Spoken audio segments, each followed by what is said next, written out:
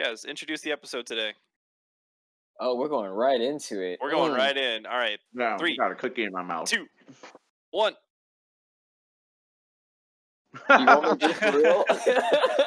Okay, I got you. I'll do it. This is the new start for the episode, apparently. So we're gonna go right into it. Today we're reviewing last week's pick for Yashahime and Iwakakeru. So it's basically the next generation InuYasha. So Boruto, if you guys are familiar with that. And Iwakakeru is a rock climbing anime. So a lot of people don't even know that as a sport, but it's a new sports anime. Hold on, Jaz. I got something. Girls. So I got something for you real quick before you keep going. Hi, welcome to Two Tap Anime, where we review new and hot anime. Beautiful. Exquisite, beautiful. Let's go, dude. That was great. I like it. That's why he set you up that way. Jaz and I, we swapped places today. Jaz was the host for the intermittent beginning of this, but I just wanted to crack a funny, make him. So here are my co-hosts, Ashten and Kenny. What's up, guys? I'm still the guys. Still third chair, baby. Still third chair. Let's go, baby. Yeah, so like Jaz had mentioned before, we have the next generation of InuYasha as well as rock climbing girls. Which one do you boys want to start off with today? Whichever, man. I have things to say about both of them, to be honest. So honestly, it's up to you guys. You know what? Let's start off with Iwakakeru. I feel like that one's a little bit less of a hyped one. I feel like most people will probably be a little bit more interested to learn a little bit about Yashahime, because the nostalgia. The nostalgia factor is probably there. We'll probably start off with the other one first. So Jaz, I'm gonna go ahead and give it to you, man. Like the usual order. Like, what are your thoughts and ideas? You got it, man. It's not usual, that's for sure. So when you think of rock climbing, you don't think of it as a sport, right? Obviously, it is a sport. People are really into that kind of thing, but when you think like a sports anime, that's not the first thing that comes to mind. Let's be real. Yeah, I agree with you.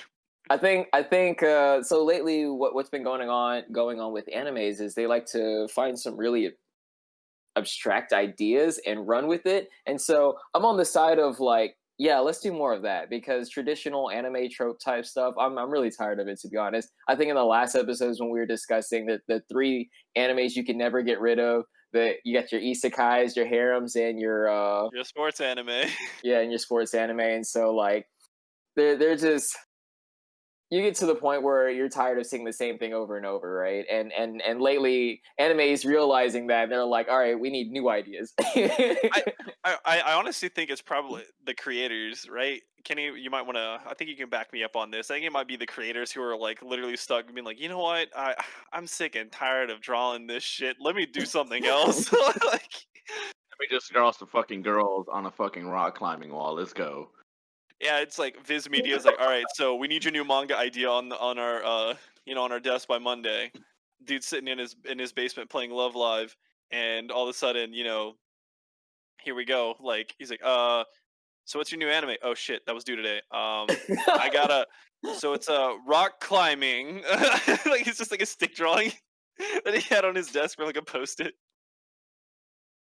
I do want to say, though, because I do like the premise. This is just on the surface level. Before we even get into any details, I do like the fact that they're rolling with this, right? It's a different idea. I say different as in like it's not a sports anime. Obviously, it's a sports anime, but they take something that's already has its category and work within those confines. So if I had to compare that to something, let's say like Overwatch, the roll queue. So before roll queue, it was kind of like, why would I confine myself to that when I know I can do so much more outside of it? But what it did for the community was more so than just that confinement, that limiting play style, right? A lot of people look at it as an improvement, whereas it technically is a limitation. So in same terms, they stuck with the sports anime formula, but they brought a new element to the table. And so I think they did a good job at that. It was still, like I said, limited to and confined. But if you look at it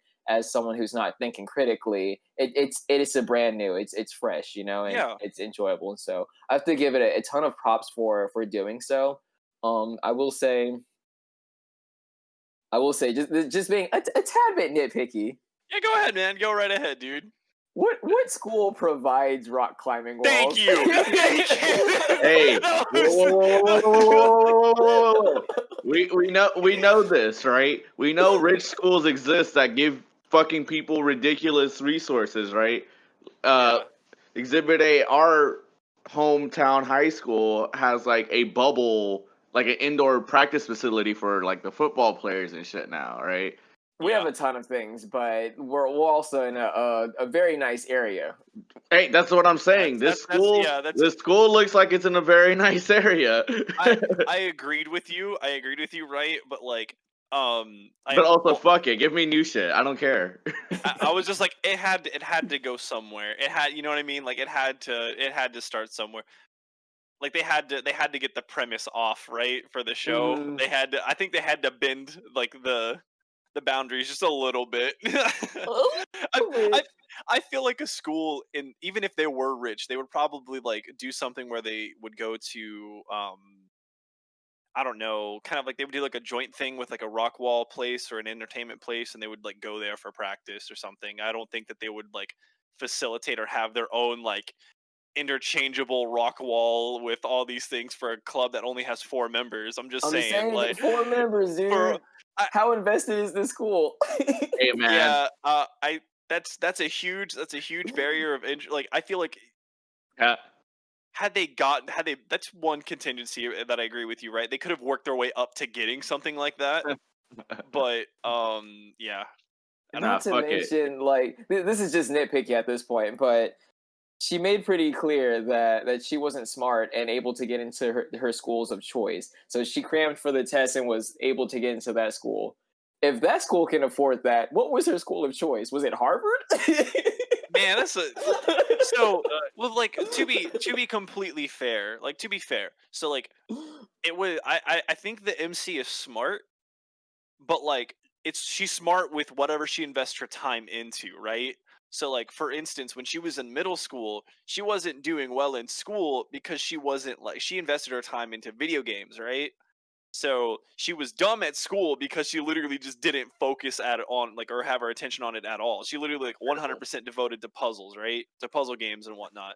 So the moment she was like, "Oh, hey, I'm failing a lot of my classes, and I already won this championship. I think I kind of got what I wanted out of this. Let me last minute she like deletes all her apps and then goes full into school. That's why she was able to get into like a high academy. But like, yeah, I agree with you, man. I disagree with you saying that. I don't think she's dumb. I mean, no, actually, she's kind of dumb. I'm thinking about like moments where she was at the like at the rock wall and was talking to the other first year. I think she lacks common sense, but like is probably book smart, like academically or critically, she's smart. But common sense, I've known people who are like that. I'm pretty sure you guys know people who are like that too. Like, yeah, you look at them, or they will look at a basic problem and they'll just be like, I don't know, and you're like, what? How do you not know this? They're like, oh yeah, I didn't know you're supposed to put tinfoil in the microwave, right? Like, but how do you have a degree? Like, it's things like that, right? It's literally things like that. You know, like I know people who are like that. So I think she's common sense is out the window for this MC, but she's like book smarter, critically smart. Gotcha. Well, yeah, just going on with the show, I enjoy a lot of the ideas, but as far as like watching it, I can't say it's on par with some of the higher up shows, right? I will say I enjoyed it, right? But how far does that go, right? How much did I enjoy it? Will I continue it? See, I'm really on the edge about that because while the show did have a lot of like points that I did enjoy, I don't think the show as a whole carries that weight, you know what I mean? And so if I did continue it, it would just be for the creative aspect of it, the fact that they're rolling with something different, like rock climbing. I did like I said, it's got a lot of the same sports anime elements, and it kind of draws you in with that. Once you're used to feeling that rush of dopamine, Adrenaline and everything, yeah, definitely. and so like the whole scene where she finds oppression and overcomes it's just kind of like satisfying a little bit. So to give you an example, the cat girl, where she was trying to put in her head like, hey, you gotta go, basically. And then June sits next to her and is like, I want to see your face whenever she scales this wall. Like, I was kind of feeling the same way. Like, she started climbing the wall, and I'm like, yeah, suck it. You know what I mean? mean?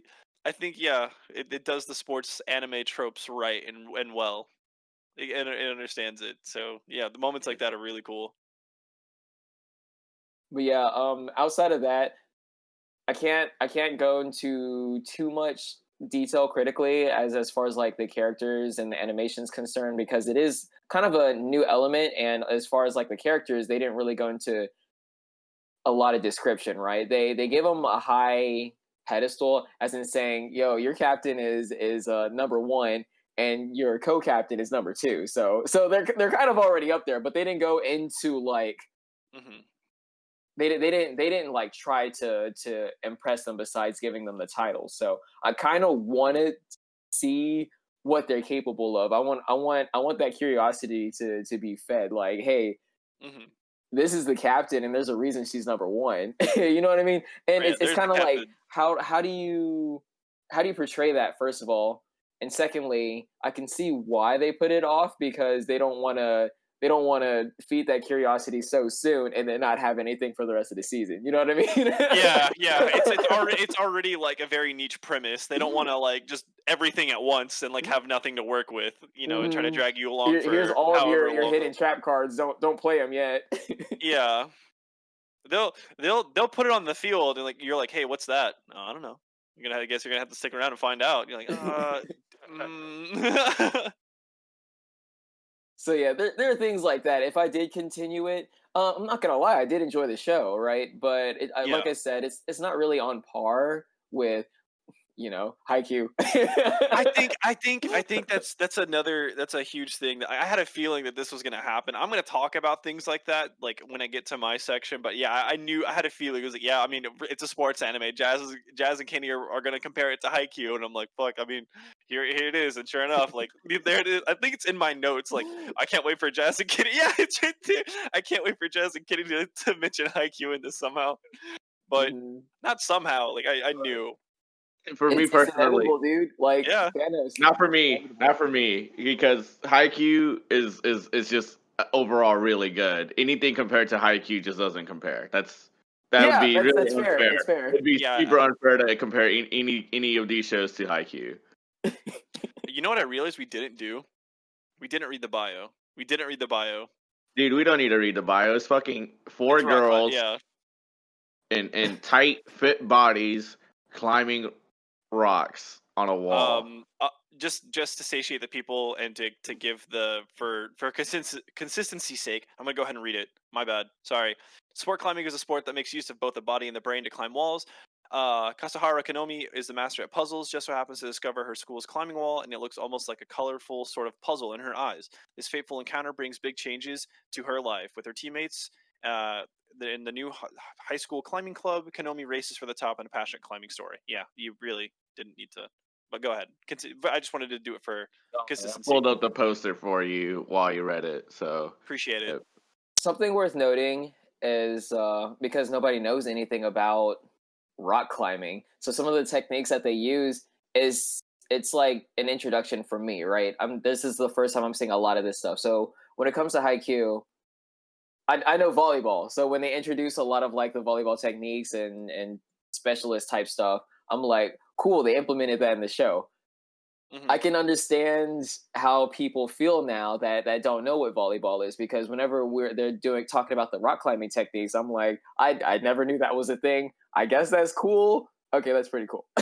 You know what I mean? Yeah, right. I have a ton of that in my notes on climbing girls, because there was a point in time, like freshman year of university, I was almost at the rock wall like every day, and not only that, but like, I have a cousin who's really interested in, outdoorsy, type, you know, I would say activities, right? And one afternoon, I went rock climbing with him, and like over the summer, and we had a blast. He took me to his usual spot, and because I was familiar with bouldering, and I was familiar with like general climbing and like techniques because I would go there like a lot. A lot of this stuff is accurate, like really accurate. I was like, wow, this is really cool. So I'm gonna go into that, but yeah, I'm glad that you were able to experience what Kenny and I had experienced, right, with Haikyuu, where we're like, listen, man, it was the Olympics. I watched, beach volleyball I watched the pretty for girls obvious reasons. Yeah, for obvious reasons. And then I'm like, okay, cool. I know spike, serve, and set. Cool, great. Let's do this. Yeah, like I knew the very bare minimum, which was like, they're gonna try and block the spikers. The serves are gonna look fucking dope, and they're just gonna try not to, let the ball drop on their floor. I was like, yeah, I totally get that. Right? Meanwhile, Jaz is like, you didn't know they could kick the volleyball? I'm like, dude, why the fuck Yeah, did you kick a volleyball? Right? As a kid, the only time before like the Olympics I ever played volleyball was like in school as a kid, and they were just like, use your hands. They never said anything about the fucking foot. Yeah, dude. So I'm glad that you're able to experience that like our side of a sports anime of like not knowing anything about said subgenre, right? And like them explaining it, and yeah, so in a sense, cool. it's a little bit mind blowing, right? It's I couldn't experience glad. it with Haikyuu because I know volleyball, right? But whenever she started doing when she grabbed the side of the wall, I was like, what? Yeah, that's the big one that stands out to me too. It's just like, that's allowed? What? And they're just like, oh my god, she's doing this amazing advanced technique. I was like, what? Like, that was me. I'm like, what was going on? Amazing. The object is to get to the top, right? You can pick different routes. They didn't say you couldn't touch the side of the wall. So like, I was like, yeah, there you go. Fair game, dude. Do what you need to do. As long as it's the rock wall, you may not even need the rock. They got the lunge, they got the foot swap, they got the bring your knees in so you can lift. Like, it was stuff like that you never think about. Like, people in the sport can do those things, and they implement that in the show. I thought that was really cool. Right. I mean, it's like any other sport, right? There's like those little techniques, right? Mm-hmm. that you practice pretty much every day. Like, hey, this shift in your weight can help you get to that spot. This if you stand here, right, you can reach the ball quicker. Things of that nature, right? And so it was really cool to see those sort of like same techniques in this rock climbing anime. You know what just immediately hit my head? What's that? Like, what if they made an anime on esports? It's like a dude's like, he's tracking is insane. The motherfucker's got 400 DPI. He's just like, he's got fucking. You guys remember, like in Death Note, when Light Yagami would like write a name on the most over dramatic. That's how like the esports would be. Just be like, the RGB lights are just. Dude, I'd watch it. Yeah, I mean, esports anime win ? I feel like it's inevitable at this point. I feel like it's gonna still choke at Worlds. Oh. Time to hide the Outlaws jersey or shirt that I'm wearing. Subscribe on Twitch. Oh my god. Is there anything else that you want to bring up, Jaz? That was pretty much it. I didn't take a whole lot of notes in detail because I just wanted to keep it kind of surface level, right? I think as a whole, the anime is enjoyable, right? They do a lot of things correctly. It's just, it's hard. It's hard after knowing Haikyuu exists. I think that's a problem, and I knew it was going to happen. Now, for you people who have this really high expectation for sports anime, right? I feel like what really kind of sucks, right, is that going from something that is so high bar, right, as Haikyuu, and going into like what is would be acceptable, right? It's hard going back to that, right? In a weird way, you're chasing the pink dragon, right? Like you will never reach that high again as watching an anime like that. You know what I mean? So it just kind of sucks out the enjoyment for other sports anime. But I feel like if you if you turn that off, right? If you turn that expectation off, right? I feel like animes like this or animes like Major or Major Second or whatever, right? I feel like those are still enjoyable if you do that. It's So just having the hard time of not only it's going against like the expectations of being like a niche genre, right? But also having to combat the expectations that you have of Haikyuu, which ultimately I don't think any anime sport, especially in the sports genre, can reach that. look, That is a mountain it can't climb. look. Da-da-da. Look. It really is unfair to compare a lot of sports anime to Haikyuu. Like, there aren't many, if any at all, that reach the levels that Haikyuu does, man. Like, Mm-hmm. that show stands head and shoulders like above every other sport anime like I've ever come across. And I've watched a shit ton of sports anime. Honestly, yeah. So I haven't it watched really is super unfair to compare, especially a show like, this Iwakakeru one, right? It's a cute show. Like, it's four girls fucking climbing walls. Like, what more could you want? Like it's like a perfect anime recipe for fucking fan service, for figurines, for merch, and it has an interesting premise actually. Yeah. Like rock climbing, especially as a sport, isn't something that we really come across, right? We've gone rock climbing like casually and be like, yeah, that was a good workout. I'm sore for like 3 days after that, and then not go back ever again. Right? You sound like you're speaking from experience. Yeah, I don't know. See, I don't even remember. I don't remember the last time I went rock climbing. And I know it was with you guys. So that's it. Go ahead into your review, my guy. But I mean, floor is yours. I mean, it is what it is, right? Like it's got like a good. It's not like a fucking 5-star dish, right? It's your like, hey, this restaurant's pretty good. I'm in the mood for it, kind of show. It's like the local Mexican restaurant or the local Italian place that you go to. Yeah, you're whatever. like, but it's comforting. Yeah, it's a good comfort food, right? It's for, they made these girls as attractive as possible. Like I'm about to pull this poster up real quick, right? So, audience, this is the poster, right? What about these girls do you not like? Is it their muscles? Well, that's just your fault. You have no taste. You have no taste at that point. You have no taste. You ever been hugged by a fit girl, man? You never felt so safe in your life. That's another thing that I was like, I have like a tagline at the bottom of my review. I was like, tough girls, posh senpais, sports. I'm in. Like, what is there really to hate? Like, posh come on. Yeah, the captain hits you with an ara like episode 1. Like, what's not to like? I was half expecting her to bust out the Street Fighter, like Karin, like oh, like I was expecting that because like she had like the blazer and everything. I was like, okay, she's about to bust it out. I think the anime might be saving it too because I'm waiting for it, dude. Like I can't wait for her to hit that posh laugh, dude. It's great. But there's two things. There's two things that it like there was like one flashback scene at the very beginning of the show where apparently I can't remember, but I'm pretty sure it was the main character was like doing a competition for Japan or some shit. Yeah.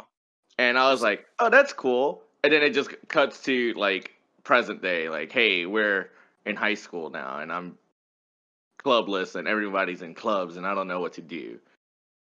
And the other little scene that alludes is like when they talk about like all of the future like badasses in the country. They're like, hey, we're not just trying to win the fucking like state championship or whatever. We're trying to win fucking nationals, right?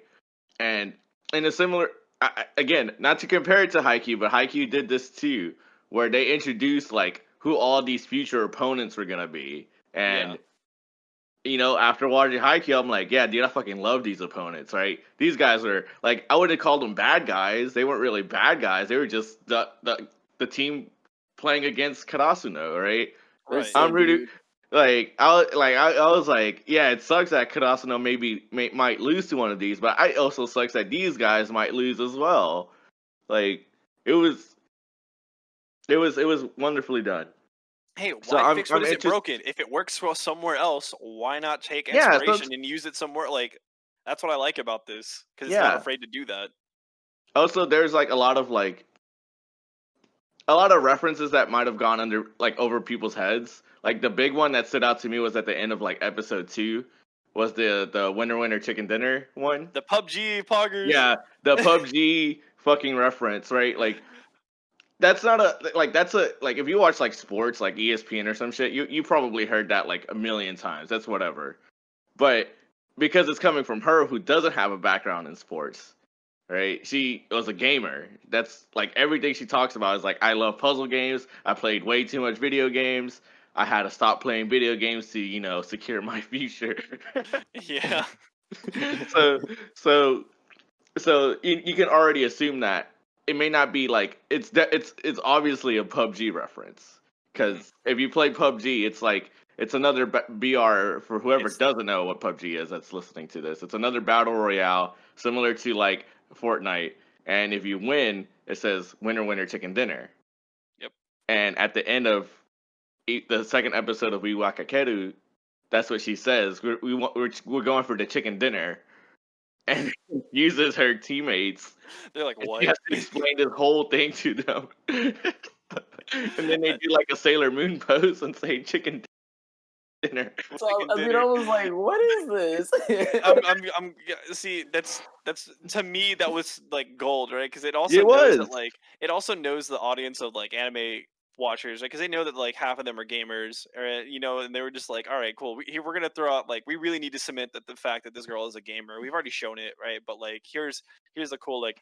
It's quite literally, she had a moment where she was in a casual conversation with people who don't know about video games, and she said poggers, and like she had to explain something like that, right? So, yeah, that's really cool, and like those little bits of personality, they're not a lot. They like Jazz mentioned, like they didn't go into super backstories, but like the personalities for some of these characters are established, and it's really cool to see them go back and like really cement those.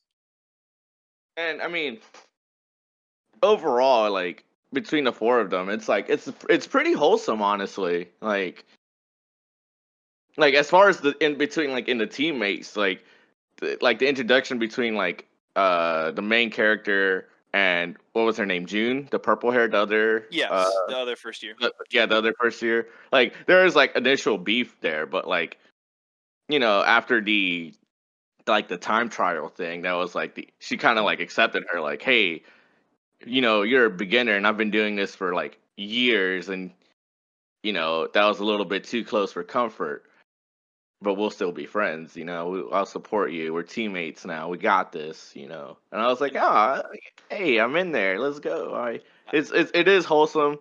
It does have those silly moments, and it does have like a decent foundation just off the bat, right? It's like the initial impression itself is like not amazing, right? But it's good. It's good enough. Good enough. Yeah. All right, I'm going right into it, man. Unless you have any last minute things that you want to go ahead and pop in there. If what Kenny said, June she's passionate, right? If there's any characters we got details on, it would be the main character and June, of course, those are the two that we know the most about. And I have to say, I really do like her. She's passionate about the sport, and you can understand why she feels the way she does.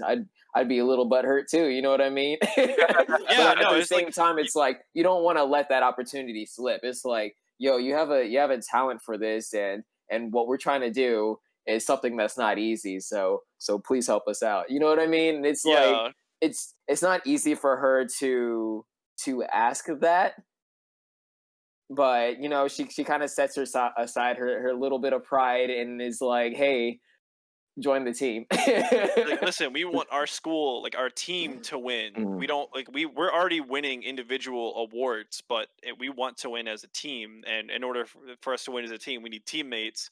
And I like how you mentioned that, right? Because at first, like, she's like, I've been training my whole life for this. For some girl to literally walk up and say, like, oh, this is like a game. This is cool. He's like, no, like, don't treat like what I've been practicing for literally years as like, some like sort of like kids game. Like, it's fun. Like, oh, this is cute. Like no, like this is a thing that like requires investment in time. And I also like the fact that they didn't just like go out the bat and just like she's just like some prodigy who literally picks it up in one afternoon and is like, she does have good pathing and stuff, right? But there was also somewhat of an explanation as to why she was flexible, because she's like, oh, I did ballet like when I was younger. So like they somewhat established like her bit of like a flexibility, and also like within the first competition, she like failed. Like her body was like literally like like no, like we can't do this. We weren't trained for this like at all.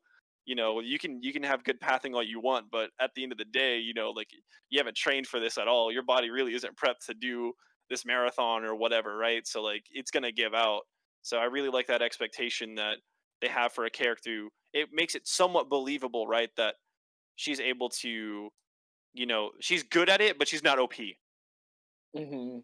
I got Also, also, I just wanted to bring this up before I finished off my point, right? Yeah. But this is also to just piggyback off of what you just said, Ashton. Is you can I know this is gonna sound really weird. And you know what? I don't care. It's gonna sound super fucking weird. But there's attention to detail in the art in these girls, right? The three main climbers, you can see that they're like fit. Like you can see that they're like the muscle they definition's there. muscle, yeah, and everything. And you can see in the main character, she's not like fit like that. I'm not saying she's flabby or anything, right? You can just tell she doesn't have that tone to her yet. And like just see like it's a small attention to detail that like, you know, maybe a lesser anime, like if like a straight up booby anime would have just like kind of overlooked, right? But like this one's like, hey, there might be boobies in your face and there might be some weird camera angles while these girls climb this wall, but we're gonna put detail in this. We're gonna make sure that this is like a legit fucking rock climbing experience. It's thought out. Yeah. I want to segue right into that, right? So, Jazz, you mentioned this earlier, and I want to just immediately go into, as a person who spent time at a rock wall a lot, like, you know, for like a decent time, a decent amount of time, and like had these people who were way better at climbing than I was explain things to me, right? They did a really good job of explaining a lot of the techniques and details, like heel hooks, foot switching. um you know, what else was there? There was dinos were like, I was like, holy crap, right? And like the fact that they were like, what, she's going for a dino? So fun backstory and fun time. You know, I'm 6'1", and so like height and reaching, Right. you know, like for you know, it was easy. So people were like, oh, okay, oh, you like you can reach, like that's good. That's to your advantage. However, they brought up for one of the other players, or one of the other members of the team. She's like, wait, she's really short. Are short people disadvantaged at, you know, climbing? And I'm glad that they brought that up, because you know, my cousin, you know, he's you know, shorter than me, right? And the dude can climb 10 times better than I can ever could in my entire life, right? Because he's flexible, and not only that, but like he uses his like center of gravity way better than most people would. And they might have to work a little bit more, but they also show that the fact that this sport could potentially be for anyone, right? You're not limited by, you know, you have to be tall to be a good rock climber. But I think another thing, they talked about speed climbing, bouldering. They talked about like the trials, and then like the overall team one. I think the reason this might be like a thing, this is just a theory. Speed climbing just got announced in the Olympics, and the Olympics 2020 are in Japan. So this might, you know, be another thing to like try to hype something up. I'm not sure, but I don't know if you guys have seen speed climbing. It's like 8 seconds, and they climb up a ridiculously tall wall, and it's nuts. I highly recommend you guys watch like those 8-second clips of people, of these girls, especially like girls and guys, like who are somehow managing to climb these walls, these set paths in like less than 8-10 seconds. And it's just like, I can barely do this in 10 minutes. How are they doing this in 8 seconds? It's nuts. You guys have already really talked about it. I'm gonna go into intros and outros. Intro, literal doo-doo water. Like, bro, like it was so bad. Like, I was like, this is actually like painful to watch. I'm actually really glad I'm skipping this in the second episode. Outro was a bit better, but you know, it still nothing too like phenomenal. You're not. This isn't the Peggies, right? However, the basis was going that in. Bar again. That's we that bar. keep talking about that bar. Yeah. So the outro, are great. the basis was going in though. Like that dude was going ham. Like that dude was like, I'm gonna try to carry this team. Like they give me a shit song, but I'm gonna do my best, right? However, let's see here. Also, something that I really liked too was that like episode 2, they were going right into a competition. I like that. They were like, listen, we don't know how long or we don't know how many seasons we're going to get with this. We don't know how popular this is going to be. Let's just get to the point. Like, let's just go into it. Like, let's just start setting up some conflicts, or let's just go right into the competition. Like, they just are like, hey, listen, competition's tomorrow. It's a team thing. We can do well individually on our scores. We're not worried about ourselves. You just need to do the bare minimum, and we'll get we'll get that number 1 spot. They literally carried her. They were 1, 2, and 3. She was DQ'd out of both events. She was DQ'd from both climbs, and they still somehow managed to win. Like, bro, that's crazy to think about, right? They're just like, hey, you need to be a placeholder. We need you to do the bare minimum. All right, just climb the damn wall. All right, cool. But she didn't go out like a bitch, which was really cool. I really like that. And they, like you guys mentioned, they went through the psychological roots with some people. They established some villains, and the main character is a little bit funny at times with like the gamer lingo that she has. And you mentioned it too, Kenny. I like at the end of episode 2, they kind of established like these regional climbers and these villains, right? And they had like these little nicknames to it. Like they had like the Black Panther, they had the Spider of the Wall, they had the number 1 regional cat girl. They had like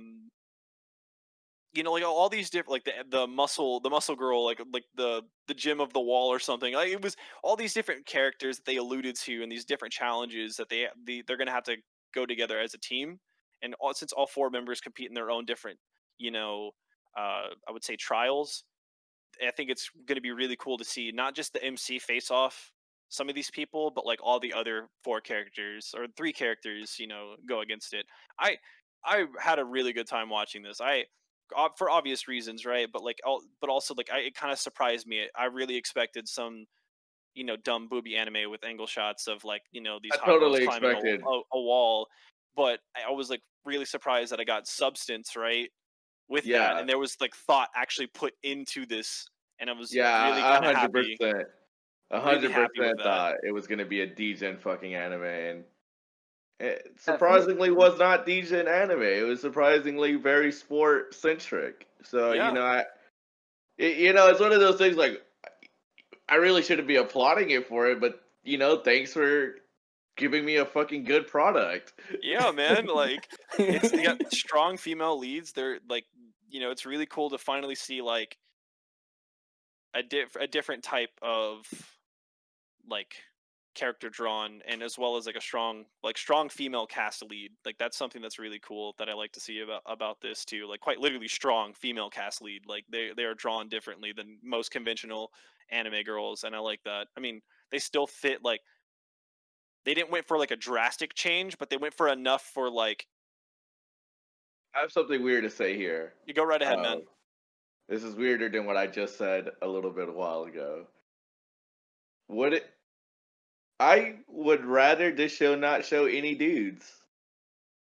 Like, just in passing, that's fine, or whatever, like, in school, because they do go to a co-ed school, and, like, background, like, people or whatever, that's fine. I don't give a fuck about that. But I don't want like any dudes introduced into the story at all. Like just let this shit be about the girls. Let this shit just rock on that. Yeah. At some point it'll be inevitable, or I wouldn't say inevitable, but I feel like it shouldn't be inevitable. I feel like the introduction of guys will be helpful in a sense. So let's say, for example, Haikyuu. Because I can't do anything else. We gotta keep going back to Haikyuu. It's the only sports anime that he's ever watched, and it's quite literally the best one. Right? Even they introduce girls. Whenever Shoyo didn't have anywhere to practice, he practiced with the girls. Or say like because their team is gaining traction, obviously the girls volleyball team is interested as well. So in the same sense, when they progress, and I'm talking about Iwakakeru, the rock climbing girls, as they progress, inevitably they're going to need to look to better climbers for like a little bit of education, inspiration, just some pointers, tips here and there. you know, if they're looking at like the national level, the international level, they're gonna go to coaches, they're gonna go to other teams, they're gonna pull from like dudes and girls. Like I think what Kenny's trying to say, right? He doesn't want them to take away from the fact that it's like these are strong female leads. He doesn't want it to be overshadowed by like some dude showing up and like, oh, I'm gonna man my way up this wall and like he's better than all of them. Right? It doesn't need. He doesn't want that. The show doesn't need dudes. It doesn't. It has a great formula. Just keep letting them fucking cook, man. Just let them do their thing, and the show's gonna be great. I think I see what Jaz is saying, right? Yeah, I get that. I don't think it's inevitable, but it shouldn't be inevitable. It shouldn't be inevitable. I agree with what Kenny's saying. I don't think that this show needs to like. If there is a dude, because I feel like they're gonna do a bad job with it. Mm-hmm. But if they do bring guys into it, I just hope that they do it correctly. Something like Haikyuu, because Haikyuu did it correct, right? Because Haikyuu showed that like these girls were like way better at the sport than him, and they had offer and knowledge to give to him, right? Sure. Yeah, and that's fine. They put them on that pedestal of like they are capable, way more than capable of doing something like that.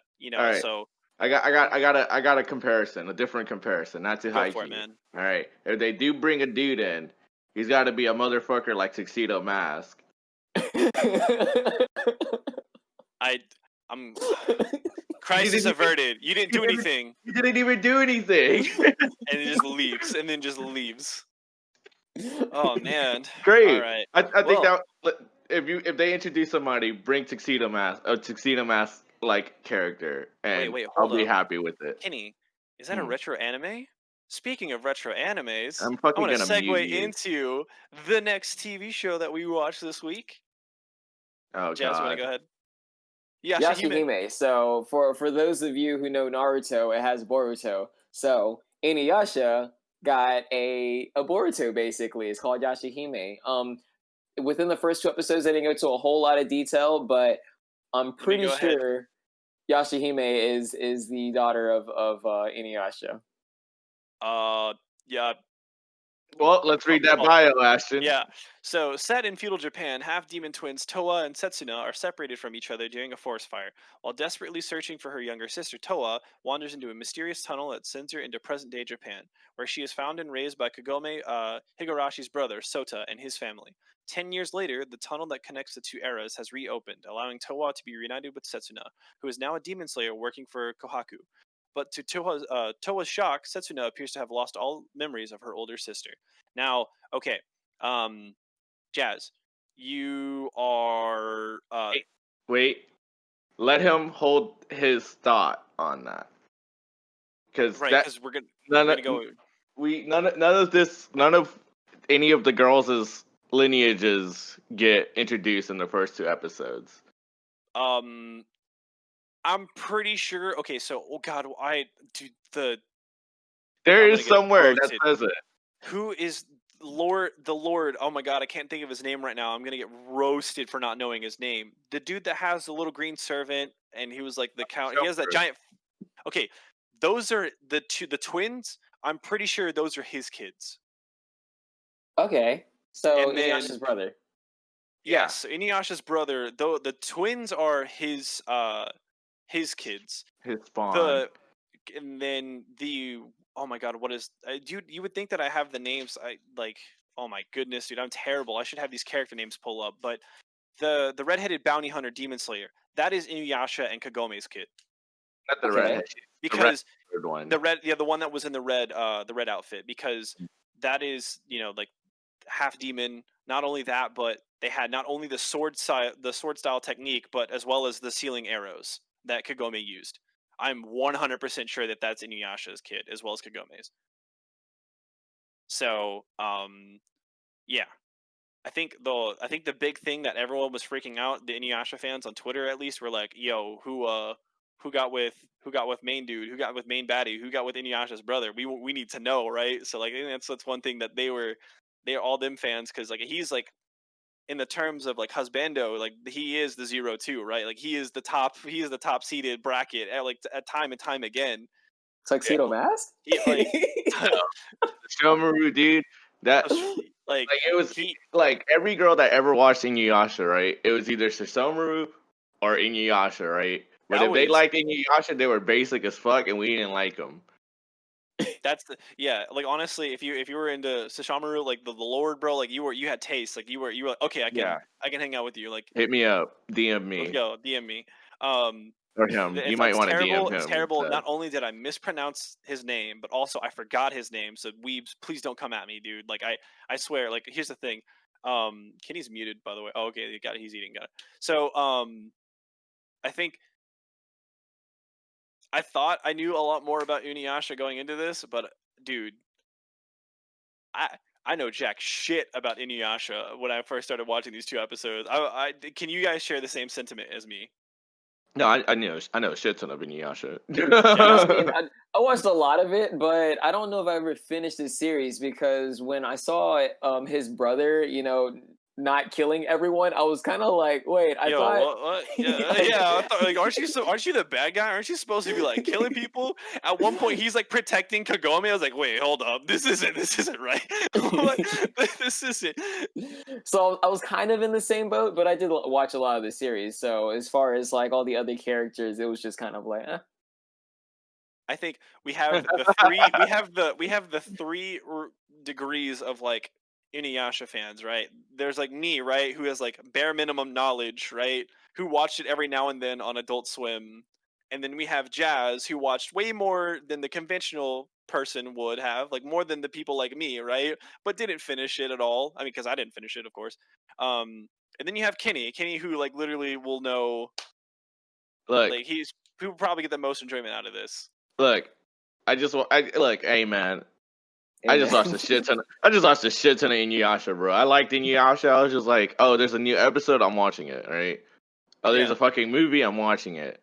There's some piece of media. I'm watching it. You just consumed InuYasha products. Yeah, like you just like you were there, right? Like before the episode, before we recorded, before Jaz showed up, like literally minutes before Jaz showed up, we looked up like when InuYasha like the run itself, like the manga run, like ended, and that shit ended like when we were like middle school-ish time. Like yeah, it started 97 and ended 2008.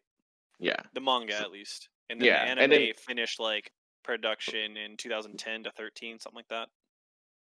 I don't remember exactly when, right? But I remember being in middle school, like having a crush on girls that watched InuYasha, and I was like, dope, I like InuYasha. Let's talk more about it, right? Let's consume. Shit, I'm not smooth about it. I'm just be like, I love InuYasha too. As middle schoolers are. As yeah. Are. I mean, I wasn't a weeb. I just fucking liked InuYasha, right? I the anime I watched back then was just InuYasha, Naruto. I don't remember what else. Just those typical fucking shonens that would show up on Toonami, right? Yeah. Jaz, so I'm gonna go ahead and let you go into it, buddy. Let's do it. Let's do it, boy. Overall, no, let's pick on details first before I go to overall. So,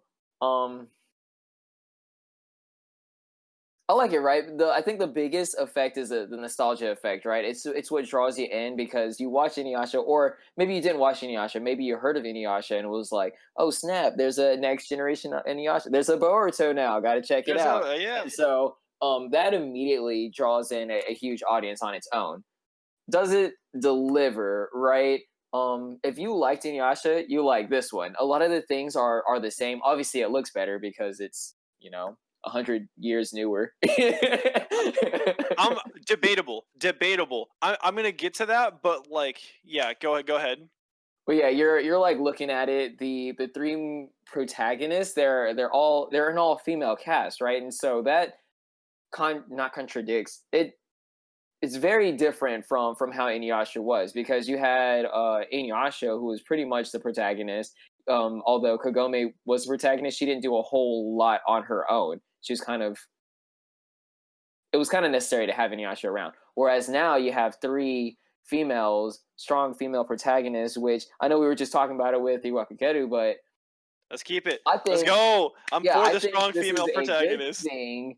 Because it's just how anime has been, the tradition, the way we know anime is like strong dudes, yes. Soul Eater had Maka Albert, and people loved that. It was like, yo, a strong female character who carries the show without her chest. Like, let's go, dude. Not only that, but like I like the fact that like the main character, right? She had like Setsuna, or not Setsuna, that's the twin sister. Toa. Yeah, Toa. She's like androgynous. Like she's like, I want to dress up like a dude, like, because whatever, like this is what I want to do. It makes me feel comfortable. I'm like, that's awesome. Like do what the hell you want to do. Like, yeah, for sure. They have so personalities. Cool. They're not limited. They're not confined to this idea we have of how anime girls should be. And so it's just really cool to see, because obviously the three of them, we don't know a whole lot about them just being 2 episodes in, but I'm sure the three of them have this like synergistic energy that they feed off of. And I'm sure there are times ahead that are really cool. But time to go into the overall aspect of it. The show it suffers from Dragon Ball syndrome, right? The show is 20 years old, and it looks 20 years old. Okay. Wow. He went into it, man. If I'm being honest, so something that like rang in my mind is like, so they already had a couple of fight scenes just in the first 2 episodes, which there's nothing wrong with getting right into the show, right? Mm-hmm. Those couple of fight scenes were not easy to watch. It was like watching InuYasha. Now, granted, watching the same thing back then, 20 years ago, that was cool.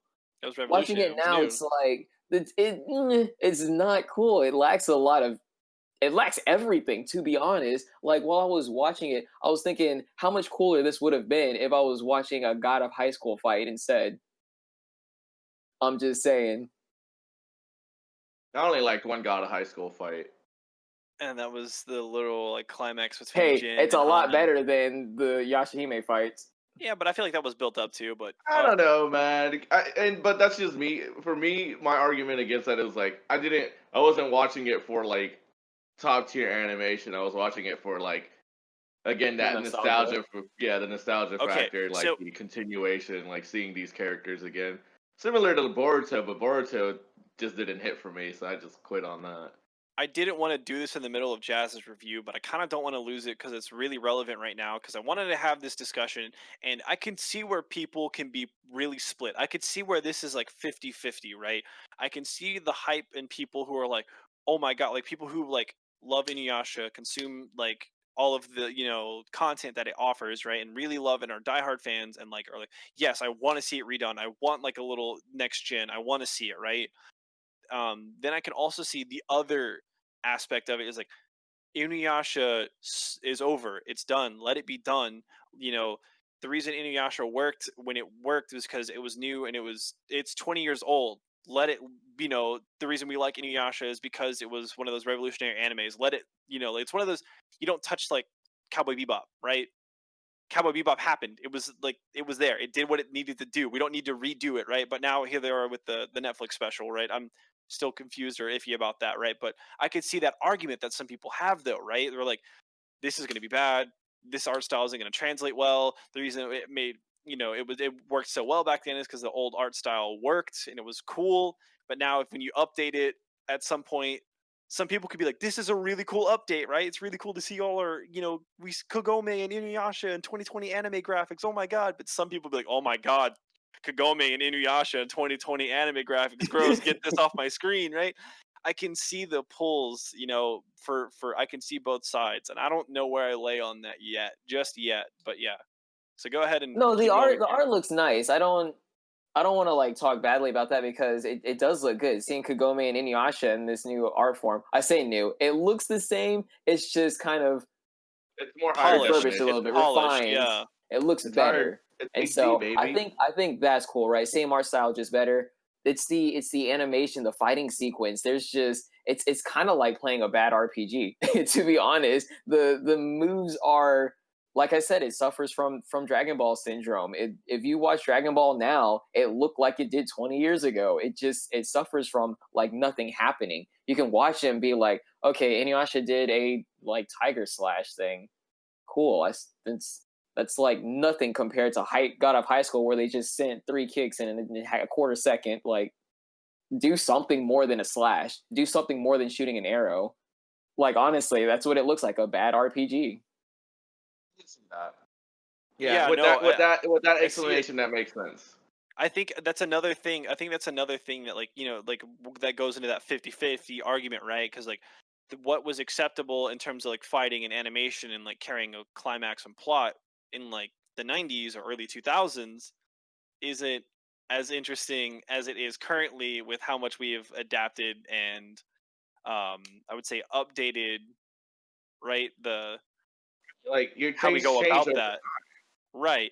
Your tastes do change over time. Like, Jazz, if maybe InuYasha or Yashahime, right? If these 2 episodes had like those more intricate things, other than I'm gonna shoot this fucking arrow, right? Maybe like, a different type of arrow technique or some shit, something different, right? Like, I can see why Jazz would maybe like enjoy that more. But it wasn't anything different. It was just like, I have a homing arrow. Pew. Yeah, it wasn't even like, I see where Jazz is coming from, right? Because like, let's talk about like the specific detail of, when InuYasha was fighting the root head demon, right? InuYasha had 3 different attacks, but they all felt the same. There was he had sword slash. He had 4. He technically had 4. The last one was the one where he summoned like planetary devastation, new realm, and sucked this boy. And I was like, why didn't you open with that? I'm saying, like, why didn't you open with? He had to fill up the special meter, bro. You can't just throw that out with a non-full. I don't know, man. Like, not to mention the fact that like these boys have gone through like 200 episodes of like, you would think that something as simple as root head, this boy wouldn't walk up to it and just like. It just sucks that our boy, the OG monk guy, doesn't have his wind tunnel anymore. I didn't know that. I didn't know he lost it. So yeah, like, he loses that, and I was curious if he would have that again in here, and it just like really quickly like, oh, this would be so much easier, and I'd be like, he still doesn't have it. Okay, so like he had the planetary devastation, summon you to a new universe attack. That was the last one that he used, right? But the other 3, they were all like slashes with the katana, and granted, they had like different animations. They all felt the same. Like, they literally were like, let me swing at you. Wow. There was like the normal, like, let me just pull the sword off my back, slap, right? Then there was like the one where it sent like a shockwave, and there was like then there was another one where it literally did the same thing. It was like a even glowier like slash shockwave or whatever. It's still the same attack. You can call it a different name. You can give it a new color, but it's like the way that they go about it is. Yeah, so it's a difference between like flashy anime attack and choreographed like martial arts type of attacks, right? Yeah, I was gonna say there's no sequence. They like take turns fighting. He does a slash, and then the enemy goes, ugh. You know what I mean? Like, it's like watching a like, whoa. He's doing combos and stuff. It's sick. But this is like slash. Turn-based fucking combat. It's a Fire Emblem attack, right? Like, a chariot moves to space, attacks, dude retaliates, attacks, next turn. So you're like, yeah, I get what Jazz is saying. I get it. Yeah, I think with the new era of anime, they should have probably gone for the new anime fighting, like. They still yet may do that, right? That's true. We only got the first 2 episodes. These are just the first 2 episodes, right? And because of my nostalgia, I'll give it a longer leash, right? But if it was just like a standalone show that wasn't in this universe that did this, I'd be like, nah, I'm out. So go ahead, Jazz. There's one more thing I want to say, but I want to save it because I don't know if you guys are going to bring it up. And it's pretty big. So if you guys notice anything pretty major, go ahead and say it because I'm going to bring it up after you guys are finished. All right. So, Kenny, I'm going to save you for last since you kind of like know the most about it. I don't have much to say about Yashahime if you want me to go here. Oh, yeah, then go ahead, man. Yeah, so I tried my best to not have the rose-colored glasses on while watching it. Yeah. Because fuck, I know how I am.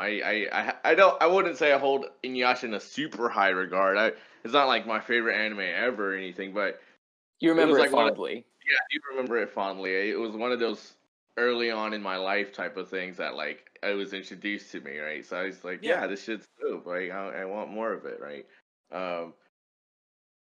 But Yashahime itself, like the first 2 episodes, right?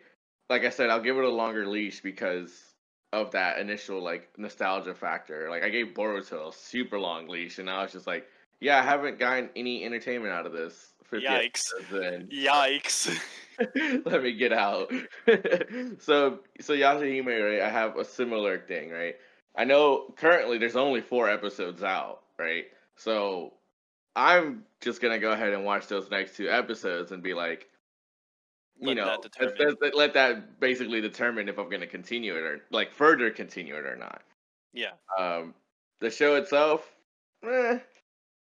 I mean, it was nice to see that first episode and them like as adults or adults, quote unquote, like older, like as a and it was 6 months after Kagome decided to stay with InuYasha.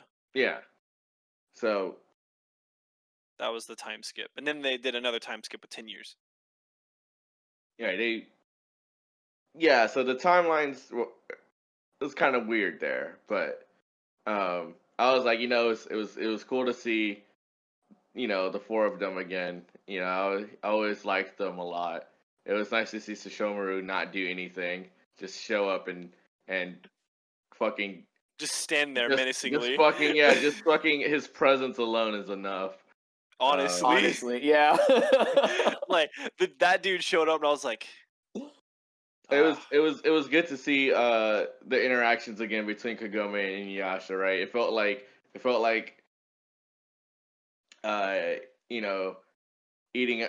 drinking hot chocolate on a cold day, just like, yes, my heart melts. It was nice seeing Shippo do his stupid jokes again. Yeah. So like all of those things were super nice. So when they did the other episode, right, with the girls, like the flashback episode, basically with the how she got to current day Japan, how she met up with Kagome's brother and being raised by him and things like that. Like it was cool to see, but I was just like, this introduction's kind of whack, honestly. Okay, yeah. The introduction was whack. I was like, okay, I get it. You're half demon that's stronger than humans. I knew that from the start, right? I didn't need to see you beat up a bunch of dudes to establish that. Personally, right? I also like it could have been more. Especially that first episode, I kind of got it. It was like, all right, whatever. You're reintroducing the universe. Second episode, giving us the backstory on the girls, but it was whack. It didn't hit. It really didn't. I think in a terrible. It had a handicap. This anime had a handicap in terms of the first 2 episodes, right? Because it technically only got 1, right? Mm-hmm. Because it had the first episode was like a recap. Because they knew that the fans wanted, like right out the gate, they wanted to know, like, okay, what happened after InuYasha? Like they needed that. They needed to fulfill that, like, I would say that intro, or it needed to fulfill that duty of like, okay, we need to see like an adult Kagome and InuYasha interacting with everyone, with right. Yeah. So they needed to check that off the list, and by doing so, they had to sacrifice that first episode. So the true first episode, right, where it was introducing the twins, and it was kind of. I don't think they could have. I don't think they needed to dedicate a whole fucking first episode to the original characters.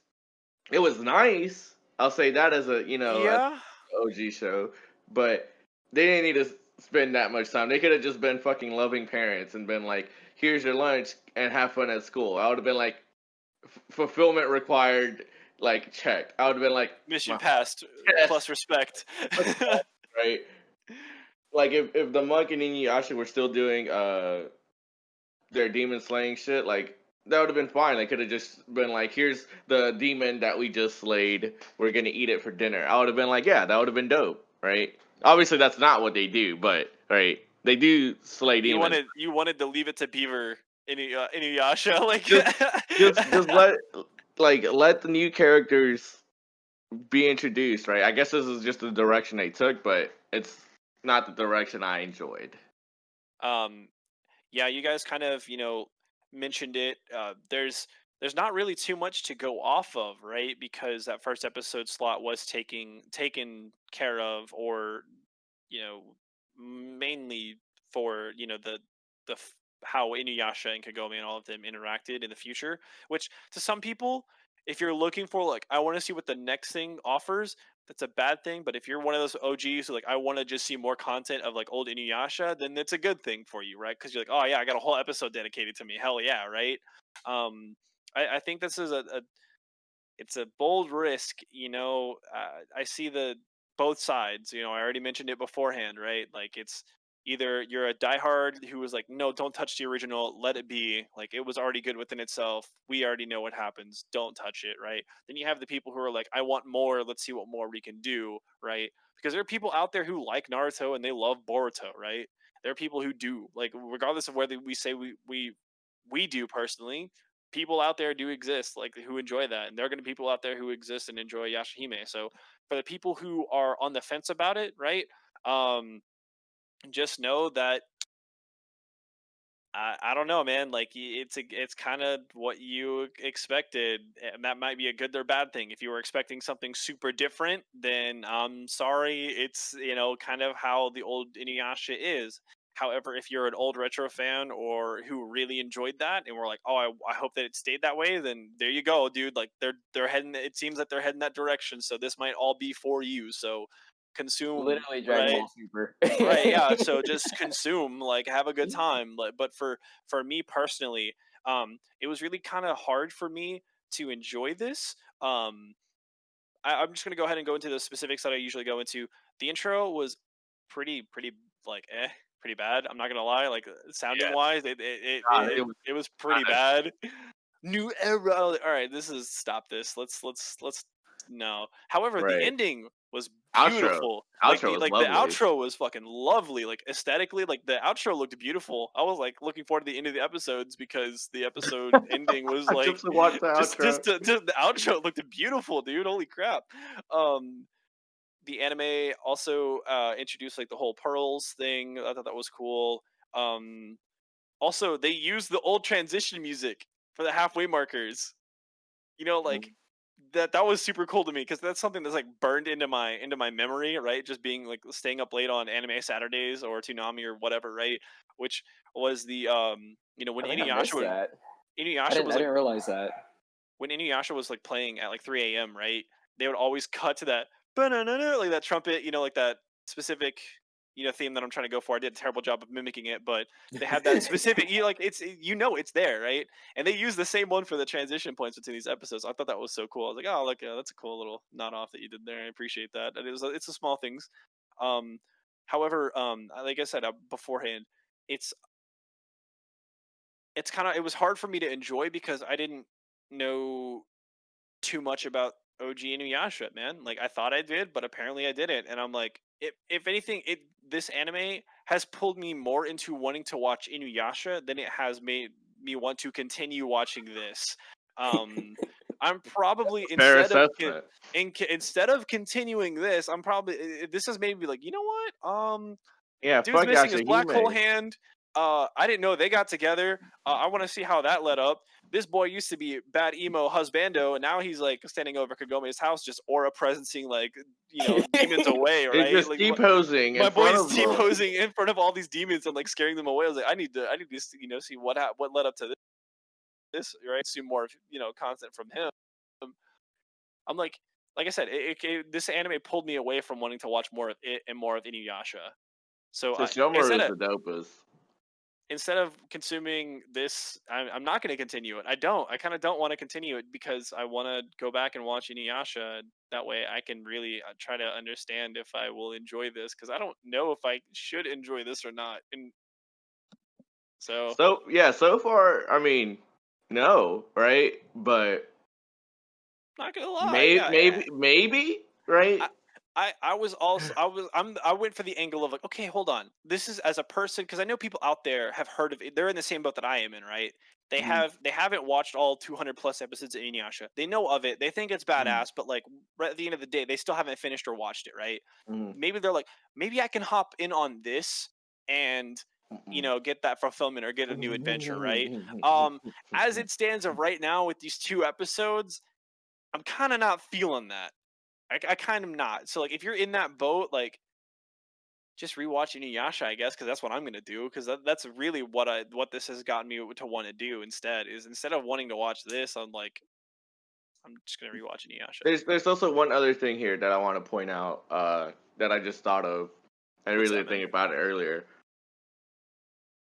What is the end goal of the show? Your guess is as good as mine, buddy. Well, so the introduction didn't really give you a whole lot. We barely got introduced to the characters, let alone any story. So, honestly, they haven't got to that yet, but I'm sure there's something there. It looks like a lot of it is based around the pearls itself. So, assuming they're not the only 3 pearls, they're probably going to have huge interactions with other pearls. They mentioned the rainbow pearls. There's the backstory between the twins, and there's also the potential backstory of like, who are the parents of these kids and where are they? I think that's the major pull, I guess. Yeah, I guess that's a good one. Where the fuck are the parents at in the current present time? Like, what's going I think on that might there? be the pull. That might be it. We'll get to that. I'm sure we will. In the next 2 episodes, if none of that's fucking answered, I'm out. I'm fucking leaving. And if it's answered and it's trash, I'm out. It doesn't matter. I'm out though, because like on the basis that's of fine. like, I feel like I'm so alienated by not watching the original InuYasha that I'm just gonna go back and put this on the shelf for later and say, if I really enjoy InuYasha on the rewatch, then I might go back to this. Because I feel like if we're gonna compare sequels to each other, right? I feel like Boruto does a better job of being like more standalone than Yashahime so far. Okay. Like you don't have to have watched Naruto to think like, oh, his dad's like the super big legendary hero guy. Like you can just be like, oh, like that's the established thing. Okay, whatever. I don't need to fucking watch Naruto to realize that. Yeah. Jaz, there was one big thing that I don't think we talked about. We did it. There's a very big thing. You guys like rushed over it, so I'm sure you guys didn't realize it. But the outro song, I'm glad you guys like it. First of all, the outro song is a Billie Eilish song. Oh, is it? I don't listen to it. I don't. Wait, what? I don't listen to enough. The outro song's a Billie Eilish song. Which one? The outro. No, like, which Billie Eilish song? The name of the song is "Everything I Wanted." Okay, I haven't heard that one, I don't think.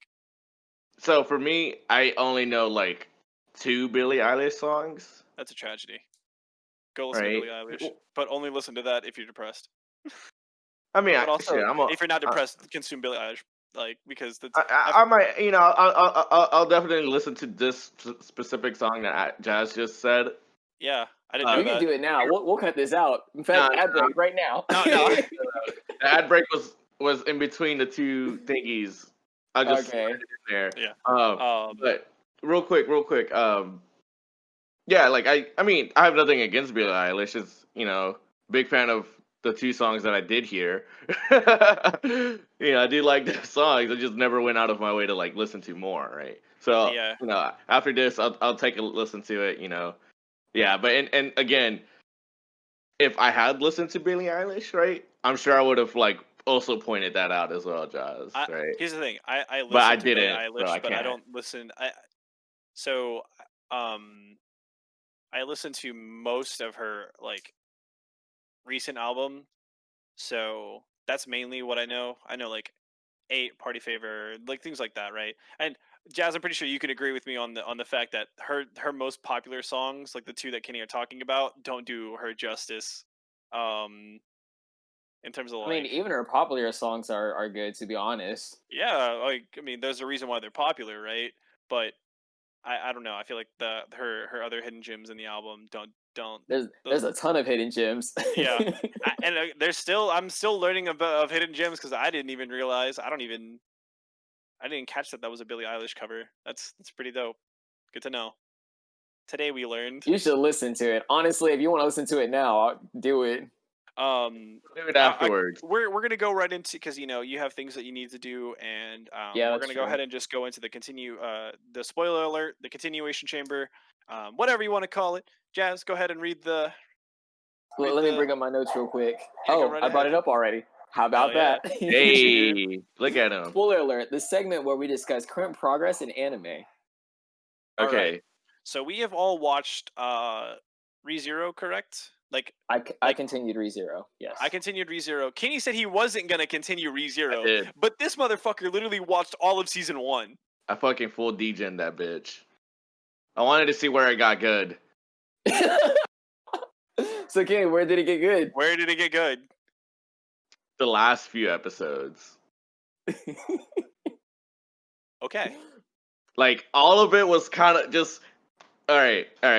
Look, guys, for me... I maybe watched like 6 more episodes at past 2. So look, guys, I don't care if you spoil it too much, because like I'm having a good time, and even if you spoil it, I still feel like it won't ruin how much of a good time I'm having with this. I'll keep it a little vague here. You know how because we watched technically 3 episodes on Crunchyroll because it was like an hour. All right, so you know how in those first 3 episodes the motherfucker kept respawning and he was just like trying things differently, right? Yeah. So in that 3 episodes, the rest of the season is that. Him like doing like respawning and doing shit differently and trying to fix the problem at hand. And I just was just like, oh my god, dude, like I'm fucking over it.